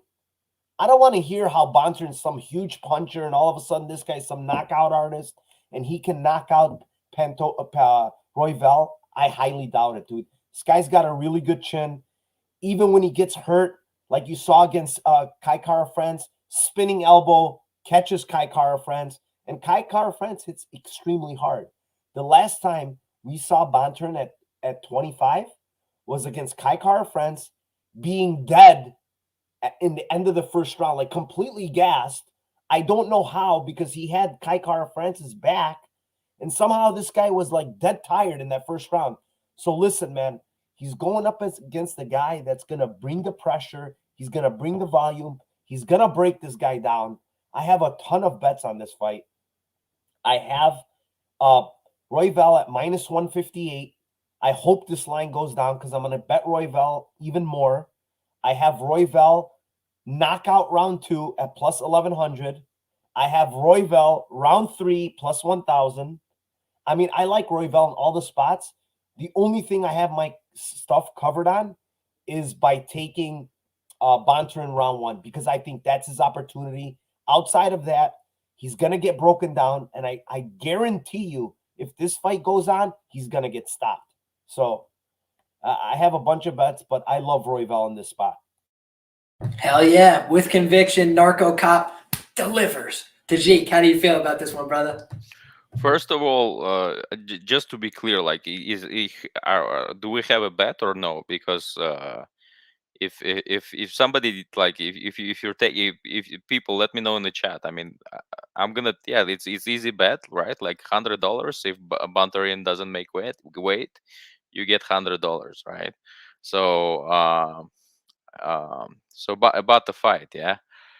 Ooh, I've seen a lot of people on the sorry, like I need a minute. Not on the Bontarine side, but on the Royval side. And so I understand where sharps are coming from. indeed, he has a great wins. The Kaikara fight, I think Team Elliott submission. I mean, it doesn't happen every day. So he fought high caliber opposition. Um, but I liked, I brought up what Santino DeFranco said about Royval earlier in his pod, and he said, uh, Royval is the black belt that fights like a purple belt. And what he meant by that is that he tends to put himself in a harm's way a lot. He tends to put himself in this risky situations more so that he necessarily should, uh, you know, per his status, right? Per his um, black belt. So I tend to agree with that, and what I think he's gonna do this time around, I think he's gonna be more cautious in going to the ground. I think if you're coaching him, you're probably gonna tell him something along the lines of manage your risks, more responsibly, you know, and uh, and I think it's gonna be largely a stand-up affair. I think Bontorin can take him down, and I think Bontorin can control him on the premise of being stronger than Royval. I don't think that Royval has better jiu-jitsu than Bontorin, but I don't think that Bontorin has better jiu-jitsu than Royval significantly enough to just roll through him. I think it's pretty even, in my opinion. So having said that, I didn't bet Bontorin yet in my memory, but Bontorin by decision is the play here for sure. And that's actually what I was going to say. I heard what Narco said about round one for Bontorin. I just rate the durability, in large part on the other side here. And so I don't think Royval is going to be, easy to get out of there. Tajik, you were saying the same. Yeah, I was going to say that, Mechnel fight was okay. I mean, who cares if he did not make weight? He was up to weight class. Bontorin can make whatever weight he wants. I mean, if he shows up, on a fight well, day, he can't make whatever weight he wants. That seems to be the issue. Well, he cannot make weight that UFC wants, but he can make the weight that I don't remember who it was, but I think it was it Diego Brandao or one of the Brazilian fighters. He was going back and forth, jumping between 135 and 145, I think, and on the day he was fighting 135, he was weighted at like 143 or something, and he was putting his hands up, like I made it. It's just show how mentally checked out he was. Yes, sir. It was crazy. The other thing I do want to mention, like at 25, Bontorin, like obviously got knocked out by Kaikara France, and if you guys remember, he was hurt extremely fucking bad against Paiva. So I'm just saying, fight easily could have went the other way. The doctor came in, and I do think part of that changed the dynamic of the fight. Bontorin, who tends to go on this steady downward slope of energy and cardio, was hurt early. It's going to be hard to recover. Then the doctor comes in, he gets like 3 to 5 minutes. It's like, I'm just saying, like, you get hurt. No, I can see it, Tajik. You get hurt against a guy like Royval that brings all that pressure and craziness. You're in fucking. I mean, he's not going to let you off the hook. The guy's just going to keep throwing and keep coming. And I just think, honestly, Bontorin's chin at 25 is not good, man. It's not. I know Royval does not hit hard, but he throws a ton of kicks. He throws a ton of volume. And when your chin is just not going to hold up at 25 because he's depleting himself. This guy is like, even if he weighs in at 128, I'm still happy because I still think he depleted himself to get to 128. So, I want to see him make maybe like 130-ish and fight. Then he might be a little better. But if he makes 120, I'm praying he makes weight because that's even better for me. I hope the guy makes weight. Yeah. No, I understand where you come from. I think it's a liability. He at 125, we already saw that he's having hard times, not only making weight, but just fighting at 125. Yeah, Tajik, like that first round, like you're mentioning, like he's having a hard time. Like, I still don't understand how he was that death gassed against Kaikara France in the first round. Like, how? You were controlling guy. You had his back. Like, I know there was some scrambles, but like he was like dead, man. Like dead. Like I'm like, once he got up, I'm like, this guy's gonna get killed now. Yeah, but I think in the Schnell fight, his cardio largely stood. You know, I think. But again, that's at 35. Yes.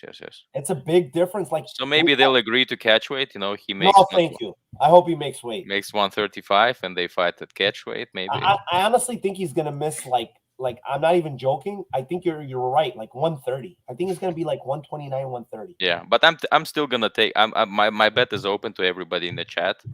You know, $100 that Bonter makes weight. You know, if you take the side that he doesn't, hit me up, and we'll take it from there. Appreciate it big time, and appreciate Raw Torque says great points on both sides. Love the passion. Great show. Appreciate you guys. So now I want to kick it over to the people's main event of the night, a fight that, again, I could hardly give a rat's ass about. We got Chase Sherman. We got Jake Collier. Neither guy seems like a bankable investment for me long-term. That being said, I've had some smart guys lay out the case for me why I should be playing Chase Sherman this weekend. He's the natural heavyweight. He's the younger guy in this matchup. And Jake Collier looks like the artist formerly known as Jake Collier, right? If you look at his Typology picture, you're like, this guy looks like a freaking stud, a heavyweight that looks like this. And then you see a picture of him now and you go, what the? And it's just a completely different guy. He had a very competitive fight with John Volante, who my man Sean said that John Volante has not trained for a fight in several years. So, he's having competitive moments with guys that don't train mixed martial arts. He's losing, granted it was a fairly close fight to Carlos Boy Felipe, but it just doesn't look like he's making the right choices in terms of health or anything else. It doesn't seem like he's coming back down in weight. By example, if I saw that, I would maybe be interested, if he weighed in for this fight at 235 or, 215 or something. But he shows up for these fights really big. So I have questions about how he's going to hold up over the course of the fight. And then in addition to that, I'm like, am I really going to bank on this guy who's got, several finished losses now in the UFC? Granted, one of them's to Tom Aspinall. How much you're going to take away there? Carlos Boy Felipe hasn't finished a sandwich in 10 years. Like the guy just can't finish unless he's, prodded. The guy's not going to finish. And I don't think that, Chase Sherman, you could accuse him of a lot of things. Not of not trying to go out there and finish somebody, almost to a fault. He goes out there against Andrei Arlovski, actually has him hurt, backed up against the cage, unloading combinations. What happens? He's completely death gassed because he went too fast, went too hard too soon, tried to get Andre out of there. But granted, was that even the worst approach for him in that fight? What is he going to beat Andre over 15 minutes? Probably not. Not as savvy, not as clean, not as clever, doesn't have good cardio, doesn't have good head movement, kind of stuck in the mud like a board. He's probably going to get out volumed here. My question is, can Collier survive this fight? I'm not sure about. On the other side, can Collier not get rocked in this fight? He's not the natural heavyweight. I think that Chase, again, not the greatest fighter, not very sound defensively, has a decent amount of offense that he puts out there, especially early on in a fight. He'll throw some stuff and try and take your head off. 25% of his strikes are to the leg. I think it was again Sean that said, this is a guy who looks like he's up on stilts because he's got such small legs and such a big upper body. I don't think that's a good recipe. Chase Sherman puts a lot of hard leg kicks together early. Andrei Arlovski was able to out leg kick him, right? Are we going to see that from Jake Collier? It's possible, but it's not something I would be banking on here, especially at chalk. It's one thing in a fight like this, if it's a sloppy fight, two bad fighters, and you're thinking, hey, you know what, this is worth a chalk shot, or this is worth a dog shot. I don't really have a terribly strong read, but it could go either way. It's completely sloppy. I'll take the dog. Laying juice in this kind of position is something that I try and really strongly avoid. Low-level heavyweight fight could go either way. Not a ton to like on either side. So I'm going to pass it to you guys. If you guys have passion about this one, God bless. This is not one that I'm going to be getting altogether fired up for. If I enter a side on this fight, it will be on the side of the dog. Maybe we'll get some more Collier steam to come in leading up to fight time. But I think after the weigh-in, it's possible that people will see, potentially a size disparity, a physicality-looking disparity between these two gentlemen, and maybe that will affect the betting line. Narco, how do you feel about this? So I have a bet on Sherman at plus 112. It's 115 now, and I think I'm going to bet some more on him. And listen, it's not because Sherman's some great fighter and stuff like that. The thing is here, Sherman has fought the way better competition in the UFC, right? At heavyweight. Sherman has won rounds off of good heavyweight fighters like Augusto Sakai. He won the first round off Augusto Sakai there, and then he eventually lost in a close round too, and then I think he believed he got stopped in round 3 against Sakai. But that was here. Then he fought Parker Porter in his last fight. In a people act like it was a complete washout. That was not a washout. What happened is Parker Porter chopped off the lead leg, which kind of demobilized Sherman completely in the beginning of that fight. You could see he was limping, but the guy still hung in there, landed a bunch of 117 strikes, right? Parker Porter used his wrestling in that fight to kind of win around here and then kind of take that fight. It was closer than what people are thinking. Now you're going to a side on Jake Collier, dude. Who has this guy fucking fought in the UFC in the heavyweight division to even make a case for this guy to be favored in this spot? Like, I can't believe this guy's favored here. Like, why? Yeah, he throws more volume. Okay, he throws volume. Is he a hard puncher? No. Is he going to be able to stop Sherman? No. Is anybody going to stop anybody? It's going to be Sherman here. Can Sherman land leg kicks here? 100%. The better cardio? I don't know. I would not give Collier the better cardio here because the guy doesn't even look like he trains, to be honest. Like he's going from he is pictured with other fighters. I will say that I found evidence that he has been near other professional fighters, but other than that, I'm with you, Narco. There's a picture of him and Dakota Bush, so that gives me a lot of confidence. And here's the thing: he went with Felipe 15 minutes, whatever. Is Felipe some high level heavyweight guy? No, he's not. He's like one-dimensional fighter that throws 1-2s and overhand looping rights, and that's all he does, literally. So Parker Porter, and again, I'm going to go back to that fight. It was a competitive fight. I don't know what people are watching, but like Parker Porter is a much better fighter, and it's not even close. Parker Porter would probably lay out Collier. Guaranteed. Like, that's who he guaranteed lay him out, ground and pound him, whatever you wanted to do. So again, Sherman is at Sanford MMA now. This is now 2 camps he's there. He's improving, man. I saw it in his fight against Porter. The reason why what happened in that fight is that lead leg got chopped off really early. Whatever happened, it was like the second or third kick. It kind of like fucked up his lead leg. And the movement wasn't there. He couldn't do a lot of the things he wanted to do, but he was still competitive.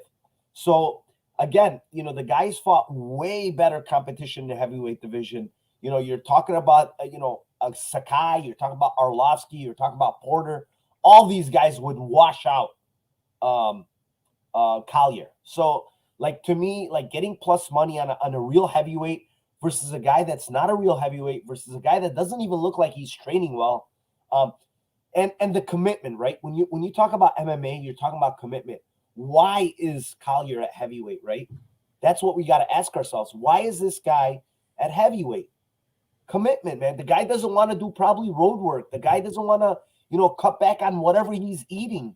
I don't know. Because he took 3 years off and lost his athletic body. Yeah. And that's about commitment, right? How committed is this guy to MMA? So I don't know, man. I just like Sherman in this spot. At heavyweight, Collier's not a heavyweight. I just think Sherman's going to be able to do, outpoint him here. I think he's going to be able to land leg kicks here. Basically, I think I like Sherman here at plus money. I love it. It's all adding up to me. Tajik, do you feel the same way? Do you like my man Jake Collier to make it 1-1-1-1 in his last whatever? He's bouncing back and forth a la Charles Rosa. No, there are only 2 hype trains that are real. One is Khamzat and another one is Chase Sherman. So it's like because everyone get your titles futures out right now. Heavyweight, end of the year 2022. No, but I think Chase is a side here. I think Chase is a side here. I'm actually like thinking a bit higher. Like I'm a bit higher on Collier. I think he still brings volume. That's what he kept, despite being at the heavyweight. For him to maintain his volume, like I think is okay. It's commendable. But I think the strength of competition, as Narcocop said, I think is important. And the big piece I think that Sherman needs to correct is just self-belief, right? Is the mental aspect of it, right? Um, because if the first round doesn't go his way, he tends to be down on himself. He doubts himself, and then it affects his entire game.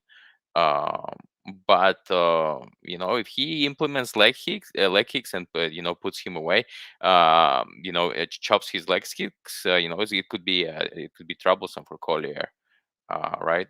So because Felipe, I think largely boxed him, no. Uh, Felipe Collier was just a boxing match. Yeah. I mean, it was literally a boxing match. Sherman is going to bring more to the table, and if he just fixes his mental game and he just pushes a little bit and gets a couple of leg kicks in the beginning, he's going to discourage Collier, I think, earlier. I don't know if he stops him. To be honest with you, I don't know if he stops him like in the first. I think Tim suggested round 1 KO. Like, I think it's a good. The prop is looking good. I just, I don't know if I believe in it enough that he can put him away so quick. And because Sherman is also kind of a little bit more methodical than this kind of reckless guy that goes and for the finish. But the finish is possible here, and decisions could be close. But I think even in decision, Chase can get aside, because Parker Porker fight, it was actually pretty close, and I thought that Sherman could have won that fight. But the optics of it wasn't just looking good for him, and the way he was just kind of like, did I win this round? Did I not? Like, this whole thing, it's just his body language wasn't there, to sway the judges. So yeah, I'm gonna leave it at that. Chase is, if you bet Chase, congratulations. I think he's gonna do well. And if you're on the Collier side, I mean, good luck, because you're probably going to need it. I would think so. In a matchup that is not very high level, I do think that we've got one guy who's clearly fought the better level of competition, and who looks like he's got a little bit more well put together of a game. Let's see if he could put together a 15-minute performance here. Interesting thing to note is just that both these guys kind of backs against the wall. You'd have to assume either of these guys eligible for release if they lose this fight. Especially in a big opportunity. Neither one of these guys has earned a co-main event type slot. They're going to probably get that treatment this weekend. So big showcase opportunity for them. Chase Sherman already been given the door before in the UFC. Definitely will be given the door if he loses here. And then on the other side, Jake Collier, it's remarkable. He's been in the organization this long, disappeared for 3 years. I think they forgot they had him under contract. He rings them back up. Hey, I'm 265 now. Any interest? And here we are. So I think, this might be the end of the Jake Collier story. But if he's able to keep this run going, God bless him, because he has not put in all the requisite work as far as I'm concerned. But he's doing the damn thing, living the dream. We all want to be heavyweights in this combat sports space. So cheers to Jake Collier, one for the rest of us. I want to say one thing. I have to say it. Like, not only is he a heavyweight, like, I have to say this. He fucking pushes the limit of the heavyweight division. Like, he's 264, 264 and a half, like, every fucking fight. Like, I just don't understand this guy does not stop eating. I mean, it's nothing. Hey, he's having a good time. If nothing else, he's taking all those UFC paychecks and turning it into a good, healthy meal. So you can thank him for that. But guys, we've got a freaking banger in the main event. That's what we've all been waiting for. Honestly, it's probably the only reason they haven't, just canceled this shit show of a card that we have, this virtual contender series event. But as we're going to break down this main event, guys, I just want to say thank you. We got 37 people still rocking with us. It's just about midnight local time. So appreciate you guys. Late night scene. I was just grappling a little bit, wrestling, learning from the great Joe Warren, baddest man on the planet, Factory X's own. So shout out Brandon Royval. Shout out as well that we had that great opportunity. Joe Warren couldn't have been a nicer coach today. So appreciated that opportunity. Appreciate you guys. Lastly, just want to mention again, my sponsor, PrizePicks, guys, information's in that description box below. If you want more information, go ahead and check it out. There might be some good opportunities here. A lot of grapplers on the card. You look for that under on significant strikes. Might be a little cheat code for you on PrizePicks. Now, guys, we got a 145-pound fight. The fight that has gotten me the most fired up. I've been watching old kickboxing tapes. I've been going back and watching their fights over and over a couple times, right? this is a really compelling matchup. Calvin Kattar on the one side, right? He's obviously coming off of a bad drubbing, right? Max Holloway gave him a tour of the octagon, 50-43, 50-42, brutal beatdown, right? We could all agree. And I think that what we learned about Calvin in that fight, what we already kind of knew, is Calvin does not quit on himself. Calvin is not looking for a way out. When times get bad in a fight, Calvin Kattar is like, whatever. Good body language, even between rounds, right? He basically knew he was in an unwinnable fight, and he's like, fuck it, I might as well try my best. I might as well swing as hard as I can. I want to point this out. If you look at round 2, Calvin Kattar is landing clean shots on the chin that mortal men die from. Like, I've seen it before, right? And like, we just know Max Holloway has a freaking iron chin. So Max was eating some returns from Calvin and no-selling them like a savage. That's impressive. It doesn't tell me that everybody could do that, right? Max Holloway no-sold punches from Dustin Poirier. He no-sold. It's like the guy does it to everybody. He no-sold head kicks from Yair Rodriguez. The guy does not go down. The guy he's been in more UFC fights without getting knocked down than anybody in UFC history. So I look at that Max Holloway fight and I say, while it's important data to take in, it's not indicative of exactly how this fight's going to play out. Here's the other thing. He tried to shoot on Max Holloway a handful of times, and Max Holloway wasn't hearing a peep out of it. By the way, who's the last guy that had real success besides Alexander Volkanovski taking a wrestling-based approach towards Max Holloway? Conor McGregor, maybe. Like, it's been a long time, right? Guys aren't really out wrestling Max. So Calvin tried to mix it in a touch there, didn't have much success, realizes, it's not going to work. I think in this fight, it would be foolish for Calvin Kattar to come out here and not at least attempt to mix in his wrestling and not at least attempt to get Giga pushed up against the cage and try and look for round-stealing, round-defining moments, taking him down, a la the Andre Fili fight, right? We've seen Calvin Kattar do this when he came in the UFC. He had a fight against a guy bigger, taller, longer. Significant favorite, by the way, minus 300 in Andre Fili. Not the same kind of style matchup, but Andre likes to kick. He likes to throw body kicks. That was actually the best strike that he was landing in that fight, was open side body kicks. Calvin was answering by catching the kicks, pushing forward, firing the 1-2, looking for doubles against the cage. He actually sat Andre down several times in that fight. And what he did that I really like is he maximizes the opportunities. Guys, when Calvin Kattar gets on top, he is either all the way in or all the way out. He's not going to get submitted by fucking halving around in and out of the range. He gets on top of people, he controls the wrist, and he fires really hard ground and pound. So I've seen a lot of people say Calvin Kattar got no path to victory this weekend. That's something I don't buy into. I think that Giga can win this fight. He's a dangerous freaking guy, right? I think early in this fight, we're going to see a competitive striking exchange. I think that Calvin's going to be trying to answer. He's going to be trying to set the pace. He's going to be trying to come forward. He's going to try and establish the jab early. Problem for him is that Giga is pretty good at intercepting you with knees to the body, with kicks to the body, with kicks to the head, and with kicks to the leg. And that's going to be the issue for Calvin, right? Calvin has been picked apart by kickers before. I would argue there's one critical tool that has been used over and over to beat Calvin Kattar: volume. When you throw significant volume at Calvin Kattar, he has a very hard time dealing with it because he likes to do a catch and pitch game. You throw something at me, I throw something at you, mine lands harder, mine lands cleaner, I'm going to get the win.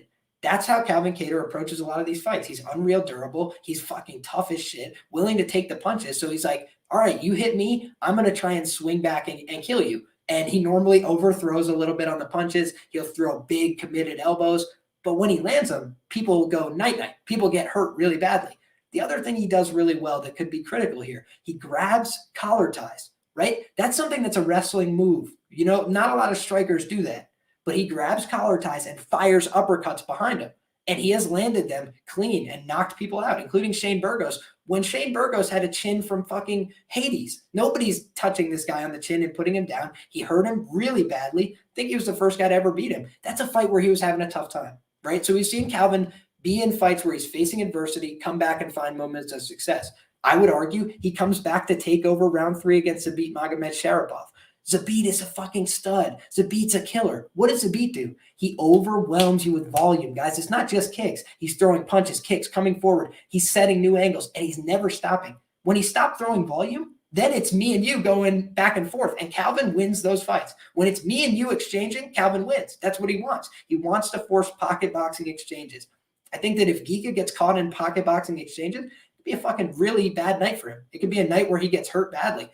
The guys that were able to find success on Giga Chikadze in the kickboxing realm were able to do either what I just described, right? They out-volumed him. They came out and just threw more than Giga, because Giga throws power. He doesn't throw all that much. He commits to big shots that he wants to land. He can throw 3-4 kicks really fast in succession, right? So he's dangerous, very much so, right? Would I be stunned if he's the first guy to finish Calvin Kattar? No, I would not. But what I would also argue is betting on somebody to finish Calvin Kattar is tough at minus 250. Calvin Kattar's never been finished before. Guys, he's been fighting since like 2008, right? Yes, he could have been finished against Max. Max was shooting fucking takedowns because he was like, what the hell is that? I don't know what to do anymore to this guy. I hit him with elbows through the middle. I hit him with this. I hit him with it. And I'm running out of ideas. Max Holloway is running out of ideas for beating up Calvin Kattar. The guy is unreasonably tough. I thought he was going to die in that fight. I thought Tyson Chartier was about to commit a murder. I don't know how I could bet against Calvin Kattar here as a plus 200 underdog in a fight where Giga Chikadze not proven that he could go over 25 minutes in an MMA fight. Guys, when we've seen him challenged in the grappling in the past, when guys were committed to having a takedown, even just mixed in as a threat in their arsenal, he got way more tired. The Jamal Emmers fight, split decision. Not an easy win for him. By the way, Jamal fought like an idiot. Didn't even attempt wrestling and grappling until it was too late, right? So what else did we see in that fight? Jamal Emmers able to crowd him into the clinch, push him back against the cage. The guy spends a tremendous amount of time skirting the two black lines around the outside of the octagon. I would not be surprised to see him get backed up into the fence and get hit with something big by Calvin, or have Calvin start trying to clinch him into the fence and break with elbows, break with uppercuts, break with body shots. Giga has a big, long torso. A lot of stuff to hit. Calvin, when people start kicking at him and start getting chippy, he will return leg kicks that damage people. I have seen Giga take leg kicks that dissuaded him in the Omar Morales fight, that made him start switching stances and running back in the other direction. So I think that Giga, if this is an even fight, of course, we're all lining up to play Giga. The odds makers are aware of that. So now we have to deal with the odds as they come to us. I'm getting Calvin Kattar plus 200, right? What's that indication? 33% of the time he wins his fight. I don't buy that. I just don't buy that. I think that this is a fight where Calvin Kattar can definitely exceed that if he fights his best game plan. But if not, we're relying on the fact that he's going to get finished here, and he's never been finished in pro MMA. That just seems like a bit of a leap to me, especially at the price tag. So I'm going to kick it over to you guys. Didn't mean to ramble there. Just wanted to get my thoughts out. This is a fight I spent a lot of time breaking down. So curious to hear how you guys feel about it, whether you think I'm off the rails here, backing my boy Calvin Kattar. Starting with my man Narco Cop. What do you think? Yeah. So for me, my New Year resolution for MMA betting is basically try to stay away from main events because they're the sharpest lines. I got killed last year playing these main events. So, I got a little brighter and said to myself, you know what? No more betting main events. But I did tape this one really hard.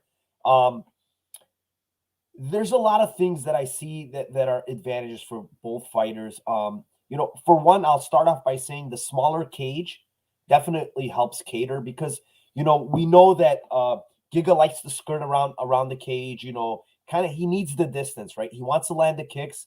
So in order to land those kicks, you need to keep the distance. The other thing I will say that I kind of, I don't know if I disagree with you or it's just, I don't know, maybe I misunderstood you, but Max, to me, yeah, he landed a lot of punches, landed a lot of vicious stuff, didn't get Kattar out of there, but Max is not that power puncher either. He's a volume guy. The same thing that could be said with like a guy like Burgos. A lot of these guys are all volume punchers. The one thing that Giga is he's a powerful puncher. He's a powerful kicker, a lot powerful than any of the guys that Kattar's ever faced. So it does worry me that Giga can land that body kick, because he switches stances and when he goes southpaw, he lands that Giga kick, man, and it's nasty and it can fold a lot of people over. And we saw a really tough guy in Cub Swanson get folded with one kick. I mean, the guy just couldn't move anymore, and it crumbled him. And the same thing can happen with Kattar, and the same thing can happen to just about anybody. If that kick lands in the right spot, you're going down and you're not going to be able to move. But I do want to say, this line is a little off. Who do I think wins? I think Giga wins here, but you know, betting him at minus 250 against a tough, durable guy like Kattar, who has very good boxing, who, like you said, you know, when you throw one, he's throwing one back. But the thing here is, you as a guy that's gonna back Kattar, I don't want to see him take 1-for-1 because I do think Giga hits extremely hard and he sits down on his punches and his kicks very, very hard. And it's, you know, the other thing with Kattar is he's a one-dimensional fighter for me. Like when it comes to the stand-up, it's one-dimensional.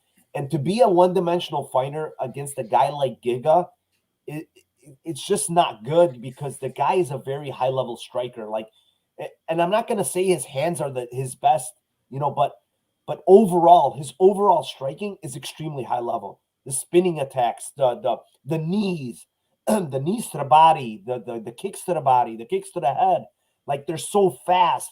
They're so you don't see them coming. So, you know, the guy is tough to deal with. His power is probably the most that Kattar's ever seen. But I will say is the cardio is a little bit of an issue for me here.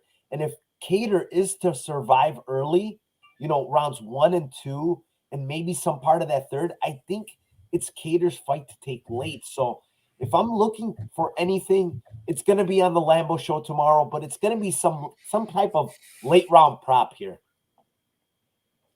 Makes sense to me. Tajik, do you feel the same way? Ooh, you know, like what puzzles me is like the UFC commentators. Like everything that Giga throws is like a Giga kick. You know, like I mean, he'll start throwing jabs tomorrow. They're gonna say it's like a Giga jab or something. Like it's ridiculous, right? Like how much they're hyping him up. But having said that, he is talented. I mean, you cannot take it that away. I mean, I agree with Rogue that you know he's very intuitive. He's very smart. But but having said that, though, I think you know I like Kattar hands better. I still believe that even despite taking all this damage, that Kattar is one of the better boxers. Just pure boxing wise, one of the better boxers. Yeah, in the UFC.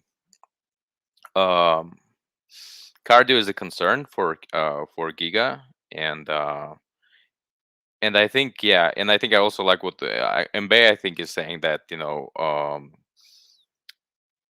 that he wasn't that Giga was a little bit in trouble in his fight, right, against what was this guy? Was his last fight prior to that?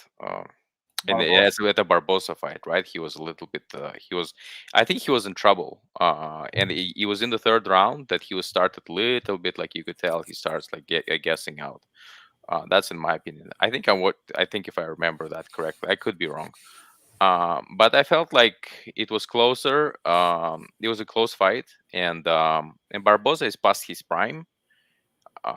And one of the things that plays towards Giga right now is that I think Giga is fighting Kattar at the best time for Giga, because after his last fight for Kattar, we don't know where he is mentally. You know, is he past his prime? Is he not? Whereas before the Holloway fight, we were like, okay, this guy is solid. He's legit. He's gonna have probably one day challenge for the title potentially, right? Right now, it's really people are looking down on him, right? And that's the problem, because right now, I mean, the odds also suggest that he's not favored, and people are betting heavily on Chikadze. I think it's going to be a close fight. I mean, there's no reason not to bet, Kattar at plus 200. I mean, come on. I think this line is wide. You can take a small, shot at it at least. I think it's viable. Yeah, I like him here. I think I like late finish, and if it's a decision, I think at least Kattar has to take one round out of the round 1, 2, and 3, and then if he does, I think round 4 and 5 he's going to dominate, if not stop Giga. I would tend to agree with you, Tajik. So I think that this is a fairly compelling fight throughout, right? I think that this is a fight that You know, a lot of people think it's going to be Giga just running it up on him early. I think that's possible, but you know, I don't think Calvin's just this bum walkover, right? He's had a year to think about the fact that he just got embarrassed in the same spot, right? So it's like now he's coming back. By the way, he's got a lot of tape to dig through, right? He's fought a bunch of guys that have this kind of you know, height advantage, reach advantage, going to throw a lot of kicks. That's what he's been working on the last few years. So granted, did he have the greatest answers against Max? No. But I also think he fell into the trap where he didn't come out there to wrestle early and often, got hurt badly, and then he's trying to wrestle when he's completely spent and hurt. Not going to work. Not going to happen. If you're going to wrestle, you got to try and wrestle early. You got to at least establish the threat. You have to level change. You have to create openings for yourself.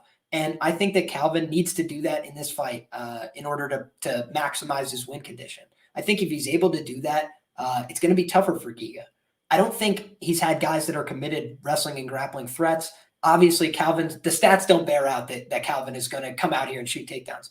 But logic and common sense would bear that out. So that's what I'm hoping, that Calvin and his team use some logic, use some common sense, come out here, try and press this guy early. We've seen, like Narco mentioned, cardio issues potentially on the side of Giga, right? He was able to storm back and get that finish against Edson, but there were some dicey-ish moments when it was starting to get more competitive on the feet, when both guys were landing.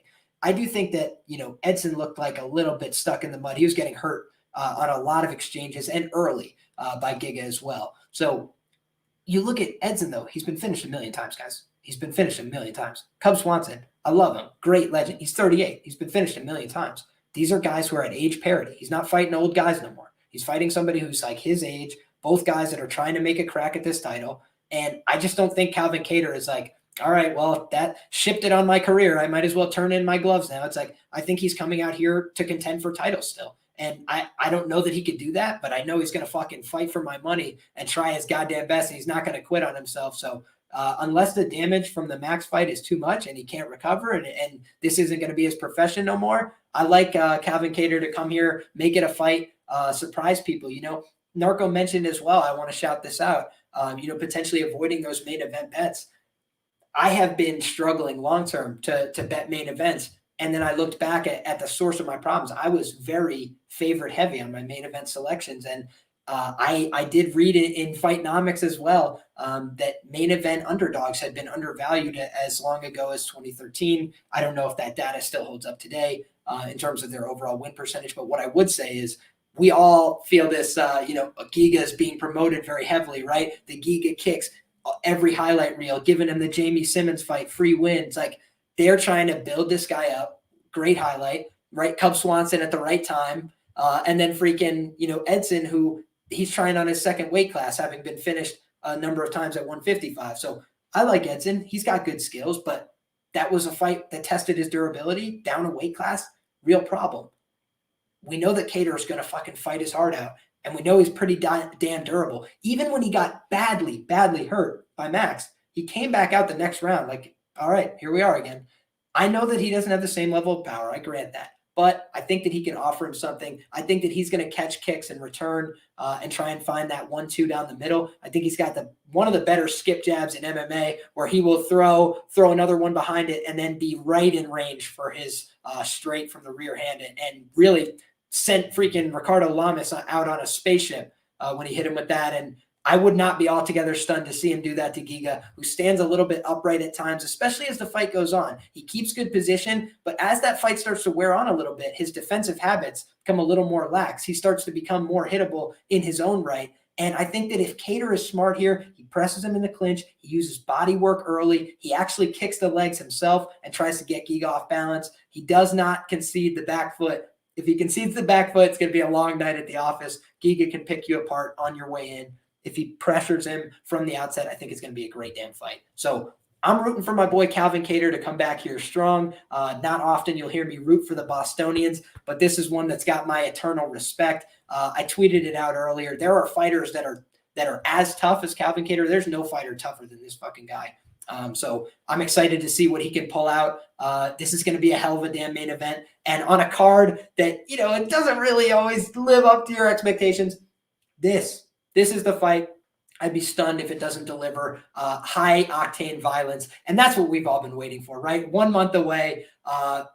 I think that this is a good fight to come back to. I think that this is the right fight at the right time. Let's see where these guys are at. Let's get these two freaking bangers at 145, two of the most dangerous strikers in the division, in the cage, lock the door, see what happens. That's what this sport is all about. So appreciate you guys rocking live with us just about at the 2-hour mark here. My guests have been absolute soldiers of fortune. Appreciate them making an appearance. Appreciate them blessing us with all the knowledge. And on top of that, I'm always anxious to hear what these guys have next. I know that they got the Lambo Plays podcast that Narco was talking about, but I know my man Tajik Bey has been very active on the Twitter spaces as well. Narco's got a YouTube channel of his own. So guys, want to kick this to you now with the opportunity to let people know where they can find you, on social media. I know Tajik Bey has his right there, @Narco Cop on Twitter as well. But kicking it off to you guys, the floor is yours, Narco. Let the people know where they can find you, brother. Yeah, man. First, thanks for having me for the first show of the year. I'm glad to be here. Yeah, you guys can just follow me on Twitter @NarcoCop. And if you can, please go to my YouTube channel. It's NarcoCop MMA and subscribe. I have 397 subscribers right now. Trying to get at least to like maybe 500-600 range by the end of the year, if that's possible. You know, this year I'm going to be pumping out more content. Like I said, tomorrow is going to be the Lambo Plays parlay podcast. Sorry, at along with a parlay. Tomorrow at 9 p.m. Central, it's going to be me, Tajik Bey, and Sean Orr, who's a really sharp capper. Going to have a great time, and that's it, man. Thanks for having me, and good luck to everybody. Mike, always a pleasure. I hope that you feel better as fast as possible, my man. You sounded great today. It was a pleasure to speak with you as always. Tajik, my man, what you got for the people? Yeah, I actually miss being on the show, Liam. It's been a while since I joined the show, and to have it as the first show of the year, I think it's going to give me good energy, going to give your viewers, your supporters good energy, and I think we're gonna be off to a good start. I want to thank everybody for joining. You can find me on Twitter at Tajik Bey. And I run a lot of shows. I think I'm gonna do it on a more frequent basis and kind of do something every day on Twitter Spaces. So if you want to listen to some of my picks, whether it's DraftKings or betting, join me on Twitter. And that's all I have to say. I mean, outside of that, thanks again to everybody, and I can't wait for the card. I'm excited. It's gonna be great.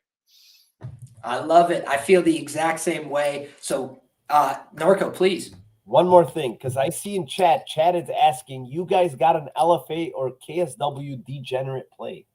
I don't have a degenerate play, but I have a good play for you because I played it myself. It is, let me go back and make sure it is the right play. I'm sorry. When is LFA? Tomorrow. It's tomorrow. It's I believe his name is Brandon Phillips, plus 225, going up against Elijah Johns. I really love that line. Brandon Phillips has amazing hands. You go back and watch his fight against Aaron McKenzie. His last fight, it was at 155. This guy's a 145 fiver. I think he won the fight. They gave it to McKenzie. But, man, this guy has nasty body work, very good fucking skills when it comes to striking, and very good takedown defense. So I don't know where Elijah Johns is going to win this fight, but getting plus 225 on a guy like that is incredible line. Awesome. Love it. So if you guys are looking for a play, my man Narco dropping knowledge on your head top as we close out the show. Guys, want to say, once again, thank you. We've had a very active chat today. Everybody's blowing it up. I know that you guys are just as anxious for these fights as we are. So appreciate you guys being here. Appreciate you tuning in as always. Like Narco said, I'm looking to have more content coming at you guys in the new year. So stay tuned and look ahead for that, both on the competition front, on the mats, also on these predictions. So going to be coming at you with a lot of content. If you're looking for picks, premium picks for scoresandodds.com, you can find my work there. In addition, there will be a preview article for the main event tomorrow, Calvin Kattar, Giga Chikadze. That's going up at rotogrinders.com. So if you want any more information about the work I do, find me on Twitter, find me on Instagram at LiamPicksFights, YouTube as well. Like this video if you haven't already. Go ahead and subscribe to the channel as well. I really appreciate when you do. Just hit 600 today. Have to say a massive thank you to everyone who was a part of that. Lots of people retweeted it. Lots of people jumping in here, commenting. Thank you guys all so much. It means the world to me. I couldn't do this without all you guys being here. So thank you. It's my tremendous honor. It's my tremendous pleasure. And thank you to these two gentlemen for going on the journey with me. I hope you guys have had a good time. I hope that you guys make a more informed betting selection now for this UFC card based on all the things that we talked about. I hope that you guys have a blessed weekend. Enjoy these fights. And until next time, this is the good guys versus the bookies each and every week. Come back next week. We'll have all the same fun again. Thank you, everybody. Take care.